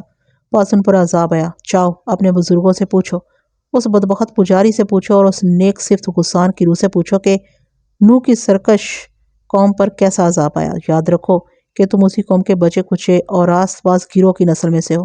تم پر معبود حقیقی نے اپنی رحمت نازل کی، تمہیں پانی کے عذاب سے نکالا، تمہارے لیے زمین اور پہاڑوں کو سرسبز شاداب کیا، ان میں سے تمہارے لیے خوراک پیدا کی، زمین کو جنت بنا دیا، لیکن اے بدبخت انسانوں، تم نے ایک بار پھر گمراہی کا راستہ چن لیا، صحرائے احقاف میں بدی اور گناہ کی فصل کاشت کرنے لگے ہو۔ آج تمہارے اندر ایک ہی نوجوان رہ گیا جو تمہارے ان بتوں کو اپنے پاؤں کی ٹھوکروں میں رکھتا ہے، وہ قوم عاد کا ایک سپوت ہے، تم اسے غوفان کہتے ہو۔ یاد رکھ اے شاہیات، غوفان تمہاری موت کا پیغام لے کر آنے والا، اور یہ نوجوان زوات جو کل تیرا غلام تھا اور تم نے اسے ینو کے چشمہ کی حفاظت پر مامور کیا تھا، جو تمہارے آگے اپنا سر نہیں اٹھاتا تھا، ان بتوں کے قدموں میں جھکا رہتا تھا اور اس ابلیسی انسان کے حکم پر اپنی گردن کاٹ سکتا تھا، دیکھ آج وہ تمہارے سامنے سینہ تان کر کھڑا ہے۔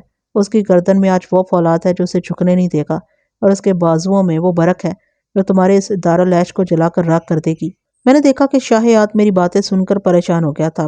اس نے لاچارگی کے عالم میں پجاری کی طرف دیکھا تو پجاری اسے قہر بھری نظروں سے گھور کر رہ گیا۔ پھر اس نے مجھے مخاطب کرتے ہوئے پوچھا، تم جنات کے بیٹے حامہ ہو؟ ہاں میں حامہ ہوں، وہ حامہ جو ابلیس کی لاش پر جوتے مارے گا۔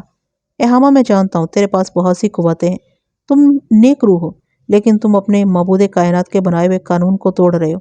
तुम हम इंसानों पर अपना गजब नाजिल करके हमें मार कर अपने मबूद के अजाब से बच नहीं सकोगे। तुम मुझे गुमराह नहीं कर सकते बदबख्त इंसान। मैंने उसकी बात काट कर कहा, तुम्हें अपनी ताकतों पर तकब्बुर है ए हामा। तुम ये बात अच्छी तरह जानते हो कि हम इंसानों के पास ऐसे उलूम हैं जो जिन्नात को गुलाम बना लेते और उन्हें जलाकर राख कर देते हैं। बस अगर तुम मेरे मुकाबले पर ठहरे तो मुझे मबूद नसर की कसम है, मैं पहले तुम्हें अपना गुलाम बनाऊंगा, उसके बाद तुम्हें जलाकर राख कर दूंगा। मैंने जवाब में कह कहा लगाया जो हैकल के दरो दीवार और धुएं में रक्सा बदरूहों ने बेखुदी में छुरछुरी ली। वो हामा की असलियत से आगाह थी और उन्हें इस बारे में कोई मुगालता नहीं था कि हामा उनके साथ क्या सलूक करेगा, लेकिन वो गुलाम रूहें थी, बदी और गिलाजत की पैदावार थी, तगय्युन और नहुसत का रूप थी, मकरू उलूम की जंजीरों में जकड़ी हुई थी। पुजारी मेरी बात सुनकर शोला जवाला बन गया। उसने अपना सीना खोला और अपने हाथों में इबलीसी लुआब से भरा प्याला उठाया और उसे अपने सर पर उंडेल दिया। आनन फानन हाइकल में गोल इबलीस ने बैंड शुरू कर दिया और फिर दूसरे ही लम्हे मज़मार की सहर तराज धुनें बिखरने लगी। ये साज इबलीस की गुलाम रूहों को खुशी मदहोशी से मसहूर कर देता था। इंसान तो उसे सुनते ही बेकाबू हो जाता था, उसके जहन पर नशा तारी हो जाता था। मैं लाख इस साज कीना फतूर से बचता रहा हूँ, लेकिन मेरे अंदर कोई ऐसा रास्ता खुला रह गया था जो इस साज को सुनते ही मुझे बहका देता था और मैं अपने कदमों पर डगमगा कर रह जाता। मेरे पाए इस्तकलाल पर लर्जिश तारी हो जाती थी। मुझे नहीं मालूम था कि पुजारी यक ऐसा गैर इल्मी मोहलक हथियार भी आजमा सकता है। इसका मतलब था कि इबलीस ने उसे मेरी कमज़ोरियों से आगाह कर दिया था। मज़मार का फितना जागते ही पुजारी की गुलाम रूह ने मस्ती से झूमना शुरू कर दिया। पुजारी के चेहरे पर खबासत तैरने लगी और मुझे अपने अंदर सरकश नफ्स सर उभारता महसूस हुआ। मैंने पलट कर जवाद की जानिब देखा तो मैं लर्ज कर रह गया। उसकी आंखों में कहर भरा हुआ था और वह अपने पूरे जलाल और इस्तकामत से खड़ा था। यकयक मुझे फिजा में मानूस सी खुशबू महसूस हुई। मेरा अंदर महकने लगा और दिल के करीब से एक झोंका सहर गुजरा। यह जुतास का लम्स था जो मुझे वजदान की गहराइयों में उतार सकता था। हामा। उसी लम्हे एक सख्त आवाज़ मेरे कानों से टकराई, होश में आओ हामा।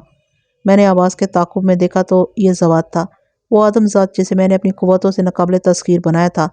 अब मुझे होश दिला रहा था, लेकिन मज़मार की लतीफ़ और जादू भरी आवाज़ ने मुझे अपने से बेगाना कर दिया था। ये बड़ा नाजुक मरहला था जिससे पुजारी ने पूरा फ़ायदा उठाया। उसने अपनी तागूती ताकतों का जाल मेरे ऊपर फेंक दिया। जिस लम्हा उसने मुझ पर हमला किया, मज़मार भी एक लम्हा के लिए खामोश हो गया और मैं यकायक जैसे होश में आ गया। मैंने झट से अंगड़ाई ली और अपने बदन से नफ्स की सरकश कुव्वतों को खींचकर बाहर निकाल दिया और इस जाल आफत नुमा के फैलने से पहले उसकी सहरी तारें तोड़ डाली और फिर पलटकर ऐसा शोला जहन्नुम उस जाल पर फेंका कि उसमें मौजूद सारी बदरूहें दिलदोज चीखें मारती हुई बेबस शोला की तरह बुझ गई। मुझे जैसे होश आ गया। मज़मार ने मेरी अकल मारती थी, लिहाजा मैंने मज़मार के फितना के जागने से पहले पुजारी की गुलाम रूहों को पकड़ लिया और एक ही झटके से उनकी गर्दनें काट डाली।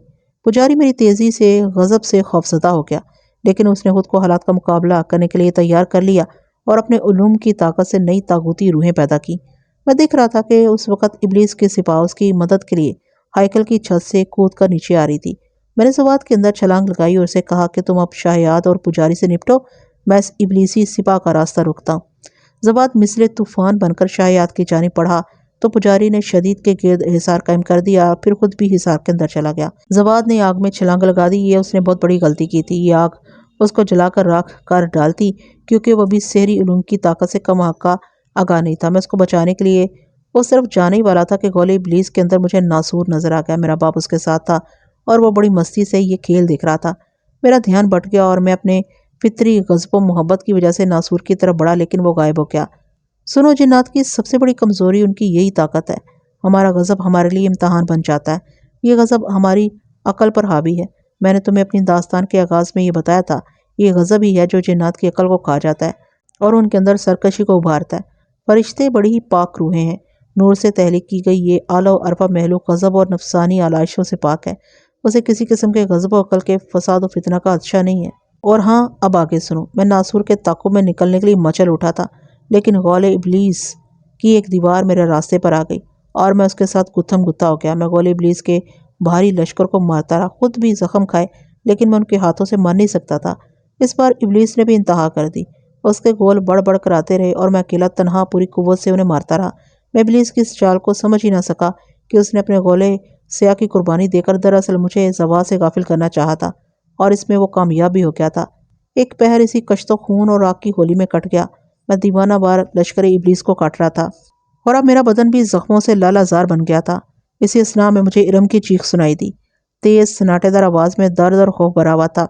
مجھے اس آواز نے جھنجھوڑ کر رکھ دیا۔ میں نے جلدی سے ارم کی خبر لینی چاہی، لیکن غول ابلیس نے مجھے چاروں طرف سے گھیر لیا اور آتش و رات کی ایسی دیوار میرے راستے میں کھڑی کر دی جیسے تار عنکبوت کی تار کاٹنا ممکن نہیں تھا۔ اس میں وقت لگ سکتا تھا۔ میں قہر و غضب سے بھرا ہوا تھا، لیکن اسی لمحے اللہ کی مدد آ گئی۔ مجھے محسوس ہوا میرا سلگتا ہوا اور زخموں سے ممور بدن ایک سرخوشی کی کیفیت میں مبتلا ہو رہا ہے۔ ہاما میں آ گئی ہوں، یہ زوتاس کی آواز تھی۔ تم آ گئی ہو زوتاس، میں سرشار ہو کر بولا۔ ہاما، تم اپنی مخفی علمی قوتوں کو استعمال کیوں نہیں کر رہے؟ اس نے میری سانسوں میں اترتے ہوئے کہا۔ میں اس کی بات سن کر چونکا تو وہ میرے قلب و نظر میں سرکتے ہوئے لمحہ بھر کے لیے رکی اور بولی، تم نے اللہ کے نیک بندوں سے بہت سے علوم سیکھے ہیں، تم اللہ کا نام لے کر انہیں استعمال کرو۔ زوتاس نے مجھے جیسے ہوش دلا دیا وہ بولی، ہاما، وہ کلام ربی پڑھو، وہ کلام جسے پڑھ کر عزازیل ابلیس بن گیا، وہ کلام مبارک کے جو اللہ کے نیک بندوں کو ابلیس کی نحوست سے بچاتا ہے اور اللہ انسان کو شیطان مردود سے اپنی پناہ میں لے لیتا ہے۔ زوتاس نے میری آنکھیں کھول دی اور میں نے جلدی سے اعوذ باللہ من الشیطان الرجیم پڑھ لیا۔ اے حق انسان، میرے مہربان، میرے ہمراز، میری بات غور سے سن۔ اللہ تعالیٰ کا یہ وہ مبارک کلام ہے جو تحلیق آدم کے وقت ظہور پذیر ہوا۔ میں نے شیاطین کے خلاف مارکوں میں جب بھی قدم بڑھایا، مجھے اس کلام نے تقویت دی اور فتح سے سرفراز کیا۔ کیا تم یقین کرو گے کہ جب میں نے اعوذ باللہ پڑھی تو کیا ہوا؟ سنو اے ہمدرد انسان، سنو۔ میں نے جو ہی یہ کلام ادا کیا، میرے چاروں جانب نور کی ایک گہری چادر تن گئی جس نے مجھے اپنے حصار میں لے لیا۔ میری باطنی آنکھوں کے آگے سے تمام اسرار و نیاز کے جالے اتر گئے اور میں دیکھنے لگا کہ نور کی چادر کے اس پار ایک تیز اور شور والی آگ بھڑک اٹھی ہے۔ اس آگ کے شعلے بےتاب اور لمبی زبان کی طرح دراز تھے جو سپاہی ابلیس کو چاٹ رہے تھے۔ زوتاس اپنے جمال سارور کے ساتھ رخصت ہو گئی، مگر جاتے جاتے مجھے اس گوہر اسرار سے آگاہ کر گئی تھی کہ میں اپنی کمزوری کو دور کرنے میں کامیاب ہو گیا۔ میں نے الحمدللہ ادا کیا اور زوات کی طرف متوجہ ہو گیا۔ مجھے شدید حیرانی اور خوشی ہوئی کہ زوات اس آگ سے محفوظ رہا تھا اور اس وقت بھی شدید اور پجاری کو حصار سے باہر نکالنے کی تگ و دو کر رہا تھا۔ مجھے خیال آیا کہ پہلے ارم کی خبر تو لے لوں کہ وہ کس عذاب میں ہے۔ میں نے دارالعیش کے اندر جھانک کر دیکھا تو پجاری کی تمام داسیاں فرش پر گری پڑی تھی اور ارم غائب تھی۔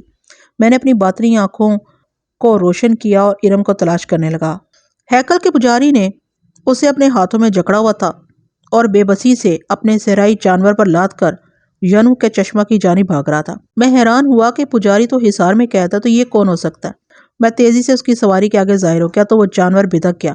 نہایت قوت اور طاقتور جانور ہراساں ہو کر ریت پر گر گیا۔ پجاری اور ارم دونوں ریت پر دور تک لڑکتے چلے گئے۔ میں پجاری کے سر پر پہنچ گیا تو وہ کسی چھلاوے کی طرح اٹھا اور تن کر کھڑا ہو گیا۔ اس نے جھٹ سے اپنی طاغوتی طاقتوں کا جال بکھیر دیا اور خود کو حصار کے اندر بند کر لیا۔ وہ ہذیانی انداز میں چلایا، ہاما، چلے جاؤ، میری نظروں سے دور ہو جاؤ، ورنہ تجھے جلا کر راکھ کر دوں گا۔ پجاری نے وحشیانہ انداز میں اپنا ہاتھ فضا میں لہرایا اور اونچی اونچی آواز میں کچھ پڑھنے لگا۔ یکا یک میرے اوپر سیاہ غبار تن گیا اور کوئی چیز بڑی تیزی سے ریت کے اوپر گھسیٹتی ہوئی حصار کے اندر چلی گئی۔ میں نے چونک کر دیکھا وہ ارم تھی جسے پجاری نے اپنی طاغوتی طاقت اور کشش سے حصار کے اندر کھینچ لیا تھا۔ میں پجاری کا حصار توڑنے کی تدبیر کر ہی رہا تھا کہ میرے سر کے اوپر سیال سا گرنے لگا۔ میں نے نظریں اٹھا کر دیکھا تو سیاہ غبار کے اندر میرا باپ اور ناسور کھڑے دانت نکال کر مجھ پر ہنس رہے تھے۔ ان کے ہاتھوں میں ابلیسی پیالہ تھا جو سیال سے بھرا ہوا تھا اور وہ اسے میرے اوپر گرا رہے تھے۔ اپنے باپ کو دیکھتے ہی مجھ پر غضب طاری ہو گیا اور میں اس پر چھپٹ پڑا، لیکن اس بار ایک عجیب اور انہونی بات ہوئی تھی۔ میں نے جو ہی سیاہ غبار کی جانب اڑنا چاہا، ریت نے میرے قدموں کو اپنی گرفت میں لے لیا اور مجھے شدید جھٹکا لگا۔ میری اس حالت پر میرا باپ اور میرا بیٹا ناسور بڑے زوردار انداز میں کہے لگانے لگے اور پھر اسی لمحہ انہوں نے سیال سے بھرا پیالہ میرے اوپر انڈیل دیا۔ میں ابلیس کے اس حملے کے نتائج سے آگاہ نہیں تھا۔ مجھے یقین تھا کہ میں اس حملے کو پسپا کر دوں گا، مگر جب اس کے مکرو علم کے بطن سے جنم لینے والے اس شیطانی حملے کے اثرات کھلے تو مجھے دانتوں پسینہ آ گیا۔ یہ تحفہ تیرے باپ کی جانب سے ہے۔ اس وقت دیکھ تو کہاں کھڑا ہے، یہ جائے شیطان ہے، یہ خونی اور شیطانی صحرا ہے جس میں تیرا علم کارگر نہ ہو سکے گا۔ دیکھ تیرے باپ نے تجھ پر کیسا مکر کا جال پھینکا ہے کہ صحرا نے تیرے پاؤں جکڑ لیے ہیں، ہواؤں نے تیرے پر نوچ لیے ہیں، اب نہ تو دوڑ سکے گا نہ اڑ سکے گا، یہاں کوئی بھی تیری مدد کو نہیں آ سکے گا۔ بس کچھ دیر کو تیری آنکھیں بے جان شعلے کی طرح بجھ جائیں گی اور تیرے دماغ کی حرارت ساتھ پڑ جائے گی۔ دیکھ پجاری جا چکا ہے، تو اپنی بے بسی پر صحرا کے افریت میں بلکتا رہے گا۔ ہاں میرے بچے، مجھے تم پر رحم آ رہا ہے۔ سنو، تمہارا ناصور کہہ رہا ہے کہ میرے باپ کو بے بسی سے نہ مارو، اسے ساز ابلیس مزمار سناؤ اور اس کا دل بہلانے کا سامان پیدا کر دو۔ تیرا یہ شتونگڑا بڑا ظالم مکر باز ہے، یہ جانتا ہے کہ باپ مزمار کو سنے گا تو اس کی سرکشی لوٹ آئے گی۔ دے میرے بچے، میں اس کی فرمائش رد نہیں کر رہا ہوں، تجھے مزمار کی لوری سنانے کے لیے تیری ماں کو بھیج رہا ہوں۔ یہ کہہ کر میرے باپ نے میری ماں کو آواز دی۔ فتنہ ساز اور شعلہ تکبر سے بھری میری ماں مدتوں بعد میرے سامنے آئی تھی۔ اس کی آنکھوں میں نفرت، رعونت اور زبان میں زہر بھرا ہوا تھا۔ بڑے دل فریب انداز میں میرے سامنے رکی، اس نے ہاتھوں میں مزمار تھام رکھی تھی۔ اس نے مزمار کو چھیڑا اور میرے گرد وحشیانہ رقص کرنے لگی۔ میری ماں مزمار بہت اچھا بجاتی تھی۔ میں نے نفرت سے آنکھیں اور کان بند کر لیے۔ میں نہیں چاہتا تھا کہ مزمار کے فتنہ ساز راگ سے میرا نفس بےتاب ہو جائے، لیکن میری ماں ابلیس کی رقاصہ دلربا اور محبوب بدرو تھی۔ وہ مزمار میرے قریب لے آئی اور اتنی بے دردی سے اسے میرے سر پر مارا کہ میرے رگو پے میں سنسناہٹ سی تیرنے لگی۔ جنات اور ارواح خبیثہ کی نفرت، رعونت اور بے رحمی بڑی خوفناک ہوتی ہے۔ میری ماں تو سراپا نارے جہنم تھی۔ اس کی رگ رگ میں خباثت اور درندگی اور مکاری تھی۔ اسے معلوم تھا کہ حامہ جس نے اس کے بدن نار سے جنم لیا تھا اب ابلیس کا دشمن ہے اور اسے جنات کی خصوصیات اور علوم اور دستار حاصل ہو چکی ہے۔ اتنی سادگی اور آسانی سے نہیں مارا جا سکتا۔ اسے یہ بھی معلوم تھا کہ مزمار کی مدھر شیطانی دھنیں وقتی طور پر اسے سحر زدہ تو کر سکتی ہیں لیکن اسے مار نہیں سکتی۔ اس لیے جب اس نے طاقتور فولادی مزمار میرے سر پر مارا تو میرا مغز گھوم گیا، میری آنکھوں کے سامنے زمین و آسمان چکرا گئے۔ میں نے بڑی زوردار چیخ ماری تھی لیکن میری یہ چیخ میرے قریب ہی گونج کر رہ گئی۔ شیطانی قوتوں نے مجھے بے بس و مخفور کر دیا تھا۔ میرے حواس مختل ہو رہے تھے اور لگتا تھا کہ میرے بدن کی طرح میرا ذہن بھی پتھر ہو جائے گا۔ نہ جانے شیطان کا یہ کیسا طلسم تھا، کیسا فریب تھا کہ اس نے میرے سارے بدن کو یوں جکڑ رکھا تھا کہ میں جنبش بھی نہیں لے سکتا تھا۔ میری ماں میرے سامنے وحشیانہ انداز میں مزمار بجا کر میرا ذہن کمزور کرتی رہی۔ مجھے قطعی علم نہیں تھا کہ میرے ساتھ کیا ہونے والا ہے۔ میں اب گردن بھی نہیں گھما سکتا تھا۔ مزمار بجاتے بجاتے میری ماں ایک بار پھر کچھ دیر کے لیے رک گئی۔ میری آنکھیں نشہ و مدہوشی سے بوجھل ہو رہی تھی۔ مزمار کے تھمتے ہی ابلیس اپنی خباثتوں اور غلاظتوں کے ساتھ نمودار ہو گیا۔ وہ آتش جہنم میں قہر، مکر و ضلالت میرے قریب آیا تو اس کے دائیں بائیں میرا بیٹا اور ابلیس کی بیوی ترتبہ بھی تھی۔ اس کے عقب میں فرزندان ابلیس کا ہجوم کھڑا تھا۔ اس لمحے ماحول پر سیاہی چھا گئی تھی۔ ہر طرف ابلیس کی مانوس غلاظت کا تغین اور آگ پھیل گئی۔ ابلیس نے مجھے بڑی دل فریب پیشکشیں کی۔ اس نے مجھے اپنی طاغوتی طاقتوں سے صحرائے عقاب میں باندھ کے رکھ دیا تھا۔ وہ چاہتا تو مجھے جلا کر مار دیتا۔ میں تو اس وقت اکیلا تھا اور اس کے رحم و کرم پر تھا، مگر وہ میری حیثیت سے فائدہ اٹھانا چاہتا تھا۔ وہ مجھے لالچ دے رہا تھا، کہہ رہا تھا حامہ تم میرے بیٹے ہو، میرا خون ہو، تم نے میری تعلیمات کو دھتکار دیا لیکن میری تعلیمات تمہارے اندر گھن کی طرح موجود ہے۔ یہ ابلیسی تعلیمات کا اثر ہے کہ مزمار کی دھنیں سنتے ہی تم مدہوش ہو جاتے ہو، تمہاری طاقت کا آتش ٹھنڈا ہو جاتا ہے۔ آؤ اور اپنے باپ بدیوں کے خالق کے ہاتھ تھام لو اور اس کی طاقتوں کے آگے سرنگوں ہو کر ان انسانوں کی بربادی کا سامان اکٹھا کرو۔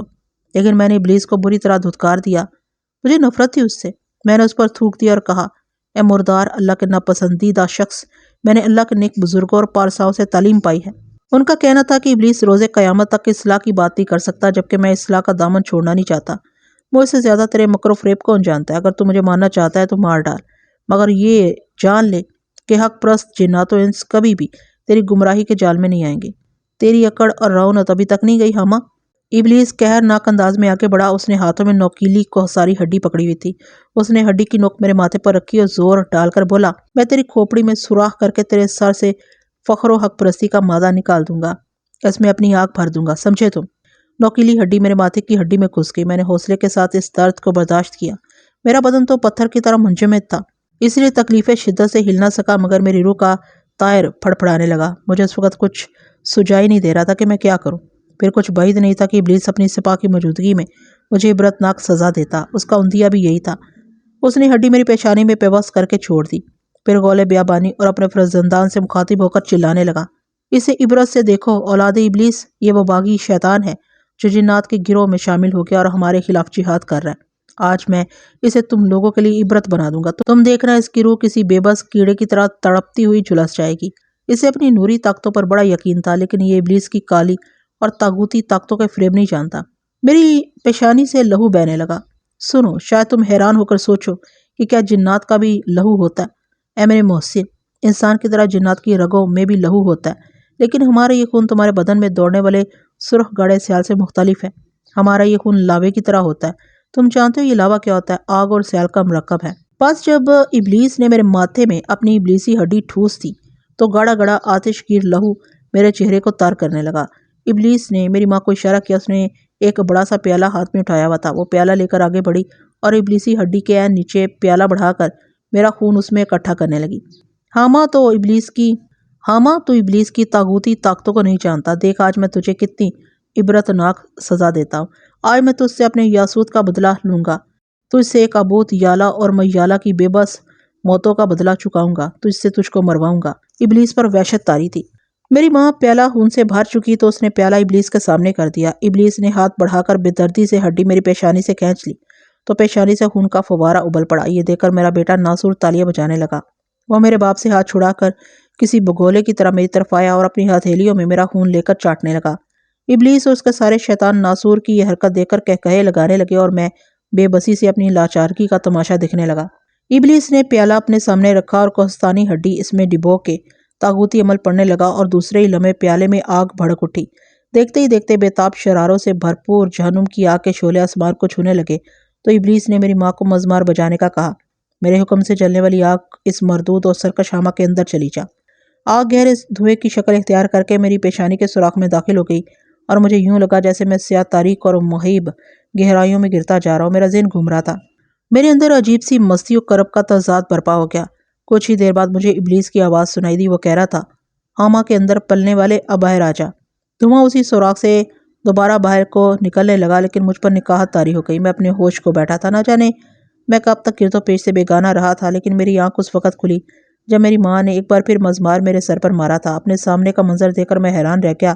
میں ابلیس کے پہلو میں کھڑا تھا۔ میں شش و پنج میں مبتلا ہو گیا کہ میں تو پتھر کا ہوں اور میرے ارد گرد تو کوئی بھی نہیں کھڑا، پھر میں ابلیس کے پہلو میں کیسے کھڑا دکھائی دے رہا ہوں؟ میری آنکھیں کھلتے دیکھ کر ابلیس کے پہلو میں کھڑا ہاما بڑے زہرناک انداز میں مسکرانے لگا تھا۔ ابلیس کے چہرے پر بھی خباثت تیر رہی تھی۔ میں نے خود کو ہلانے چلانے کی کوشش کی تو محسوس ہوا کہ میں تو بدستور پتھر کا ہوں۔ پھر یہ معمہ کیا تھا؟ ہاما تو خود ہمارا نہ ہو سکا تو ہم نے تجھے آخر اپنا بنا ہی لیا۔ ابلیس کہا لگا کر بولا تھا، یہ بھی ہاما ہے مگر یہ اپنے پردادا کی تعلیمات کا رسیا ہے۔ مجھے سمجھ آ گئی کہ ابلیس نے اپنے طاغوتی علم کی جوت سے میرا موکل بنا لیا۔ میں اس کے مقاصد جان گیا تھا۔ ابلیس ابھی مجھے کچھ کہنے والا تھا کہ اچانک اسے سانپ سو گیا۔ وہ بدک گیا اور خوف و ہراس سے ارد گرد دیکھنے لگا۔ میں نے دیکھا کہ گولے ابلیس میں بھی بے چینی اور بے قراری پیدا ہو گئی تھی۔ فرشتوں کا گروہ بنو آد کے قبیلہ خلود میں اتر رہا ہے۔ ابلیس کو اطلاع دی گئی۔ تاریک آسمان سے ریگزاروں کی بستی حضر موت میں چاندنی جیسا اجالا پھیلا نظر آیا تو ابلیس افراتفری سے بولا، جلدی اپنی اپنی پناہ گاہوں میں بھاگ جاؤ اور سنو، میرے جاسوس خلود کی بستی کی طرف جائیں گے اور معلوم کریں گے کہ خلود کے قبیلے میں فرشتوں کی بارات کیوں اتری ہے۔ میں نے دیکھا کہ ابلیس کے چہرے پر لرزہ طاری تھا اور نکاہت و شکستگی سے اس کی آواز بھی دب گئی تھی۔ اس لمحے اسے اطلاع ملی کہ قبیلہ خلود کے کالا نسب کے گھر میں سولہ نامی ایک بچہ پیدا ہوا ہے جس کے ماتھے سے نور برس رہا ہے۔ ابلیس یہ سن کر پچھاڑے مار کر رو دیا، مجھ پر لعنت ہو، آج پھر مجھے شکست ہو گئی۔ کائنات کے حقیقی مالک نے خلود والوں میں اپنے نیک بندے کو بھیجنے کا اشارہ دیا اور قریب اس بستی میں ایک رسول آئیں گے۔ ابلیس اپنا سینہ کوٹ رہا تھا اور خود پر لعنت کے کوڑے برسا رہا تھا۔ کہہ رہا تھا، میں نے بنو عاد کو تباہ کر ڈالا، میں نے بنو سمود میں سے شدید کو پیدا کیا، اس کے بعد شداد کو پیدا کرنے والا تھا، لیکن میں کیا کروں کہ میری کوئی تدبیر کارگر نہیں ہوتی۔ میں گناہ گاروں کا ایک پہاڑ کھڑا کرتا ہوں لیکن اللہ رائی سے چھوٹا ایک نور پھیلا کر اس پہاڑ کو ریزہ ریزہ کر دیتا ہے۔ ابلیس دھاڑے مار مار کر رویا تو گولے ابلیس بھی اپنا سینہ کوٹنے اور بال نوچنے لگا۔ معاون فتنہ ساز ابلیس رکا۔ اس نے میرے باپ کو حکم دیا اور کہا، ہاما کے بت کو ہیکل کے پجاری کے سپرد کر دو۔ ہاما کے اس موکل کو آزاد چھوڑ دو۔ یہ جنات اور ہر اس انسان کو ہاما کی شکل میں فریب دے کر تباہ کرے گا۔ میرا باپ مجھے ہیکل کے اندر لے آیا اور مجھے سحری جال کے اندر ڈال کر اسرار کے پردوں میں ملفوف کر دیا۔ اب تو میں ہر ایک کو دیکھ سکتا تھا مگر مجھے کوئی انسان نہیں دیکھ سکتا تھا۔ البتہ میرا موکل، میرا ہمزاد مجسمہ شیطان ہاما کی شکل میں میرے سامنے کھڑا دانت نکوس رہا تھا۔ میرے باپ نے مجھے مبعود نصر کے پاس باندھ دیا تھا اور خود پجاری کو بلانے چلا گیا تھا۔ میرا ذہن منتشر ہو چکا تھا اور کچھ سمجھ نہیں آ رہی تھی کہ میں اپنے ذہن کو کیسے قابو کروں۔ مجھے کوئی راستہ دکھائی نہیں دے رہا تھا۔ زواد ابھی تک ہیکل میں موجود تھا اور شدید کے سپاہیوں کو گاجر مولی کی طرح کاٹ رہا تھا۔ شدید اور پجاری کا موکل حصار میں قید تھے۔ وہ زواد کی وحشیانہ قوتوں سے اتنا خائف تھا کہ اس کی جرت نہیں ہو رہی تھی کہ حصار سے نکل کر اپنے محل میں بھاگ جائے۔ کچھ دیر میں میرا باپ پجاری کو اپنے ساتھ لے آیا۔ شدید نے اسے بڑی حیرانی سے دیکھا۔ وہ حیران اس بات پر ہوا کہ پجاری تو اس کے حصار میں کھڑا تھا اور ہنوز وہ اسی جگہ تھا، لیکن دوسرا پجاری کہاں سے برآمد ہو گیا؟ شدید اسی حیرانی میں فریب کھا گیا اور بدک کر حصار سے باہر نکل گیا۔ بس یہ لمحات اس کی موت کا پروانہ بن گئے۔ زواد کی نظر بھی اس پر پڑ گئی اور وہ برق و باران کی طرح موت بن کر اس پر نازل ہوا۔ پجاری نے اس لمحے شدید کو صورتحال سے آگاہ کرنا چاہا، مگر اس وقت تک زواد کے ہاتھ شدید کی گردن میں پیوست ہو چکے تھے۔ شدید ایک جرری اور قوی ہیکل انسان تھا، مگر زواد نے اس کی لاش کو اپنے ہاتھوں پر اٹھایا اور زور سے نعرہ مار کر اسے ہیکل سے اس طرح باہر اچھال دیا کہ ہیکل کے در و دیوار کانپ اٹھے۔ اس نے کہا، اے بنو عاد و سمود کے گنہگارو، بے گناہوں اور معصوم انسانوں، میں نے شاہ عاد کو مار ڈالا ہے۔ اب تم آزاد، اس کی بندگی سے تمہیں آزادی دی جاتی ہے اور اپنے اپنے برتن لے کر ینو کے چشمے پر چلے جاؤ۔ آج تم پر کوئی پابندی نہیں ہے، جتنا چاہے پانی پیو۔ زواد کی آواز احقاف اور حضر موت میں سنی گئی۔ احقاف کی بستی کے شمال میں واقع حضر موت کا علاقہ اپنی شادابی میں بے مثال تھا۔ لوگ یہ نکارہ صدا سن کر ینو کے چشمہ کی طرف بھاگ اٹھے تھے۔ زواد نے ہیکل کو شاہ عاد کے سپاہیوں سے پاک کر دیا اور پھر وہ پجاری کی طرف متوجہ ہوا۔ پجاری نے میرے موکل حامہ کو اشارہ کیا، زواد کو اپنے قابو میں کر لو۔ میرا موکل زواد کی طرف گیا اور اس کے اندر ہلول کرنے لگا تو ایک دلچسپ صورتحال پیدا ہو گئی۔ زواد کو اس کے وجود کی حقیقت معلوم ہو گئی اور اس نے اپنی سانسوں کے جال میں اسے جکڑ لیا۔ پجاری اور میرا باپ یہ دیکھ کر شائستہ رہ گئے اور اپنے سر پیٹنے لگے۔ پجاری نے کچھ علوم پڑھ کر زواد پر حملہ کیا، لیکن زواد نے بڑی ذہانت کا ثبوت دیا اور اپنے گرد حفاظتی حصار باندھ لیا۔ میں نہیں جانتا کہ زواد کو میرے موکل کی حقیقت کیسے معلوم ہو گئی تھی، لیکن میں یہ دیکھ رہا تھا کہ زواد نے اسے اپنی سانسوں میں جکڑا۔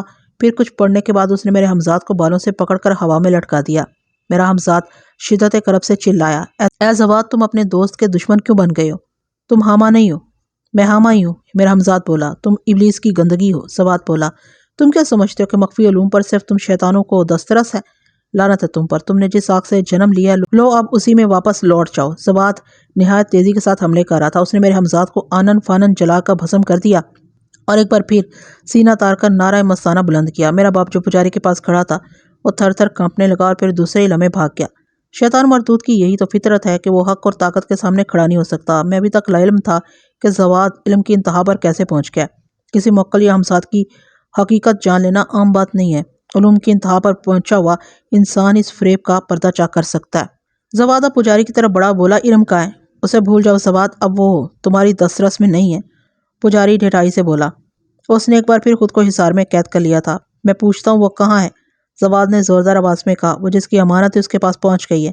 پجاری زواد کو الجھانے لگا۔ وہ کس کی امانت ہے اور کہاں پہنچ گئی ہے؟ زواد حیران ہو کر پوچھنے لگا۔ اسے غفان لے گیا ہے، علم اس کی امانت تھی، پس اس کے پاس چلی گئی۔ پجاری نے انسانی نفسیات کو بطور ہتھیار استعمال کیا اور زواد میں جذبہ رقابت پیدا کرنے میں کامیاب ہو گیا۔ غفان؟ علم اس کے پاس کیسے جا سکتی ہے؟ وہ تو مجھے پسند کرتی تھی۔ زواد چیخ کر بولا تھا۔ اے قوم عاد کے سب سے جرری انسان، غفان خوبصورت لڑکیوں پر جادو کرتا ہے اور وہ پارسائی کے لبادے میں چھپ کر گناہوں کی فصل اگاتا ہے۔ پجاری نے انسانی حسد و رقابت کے تیر برسانے شروع کر دیے۔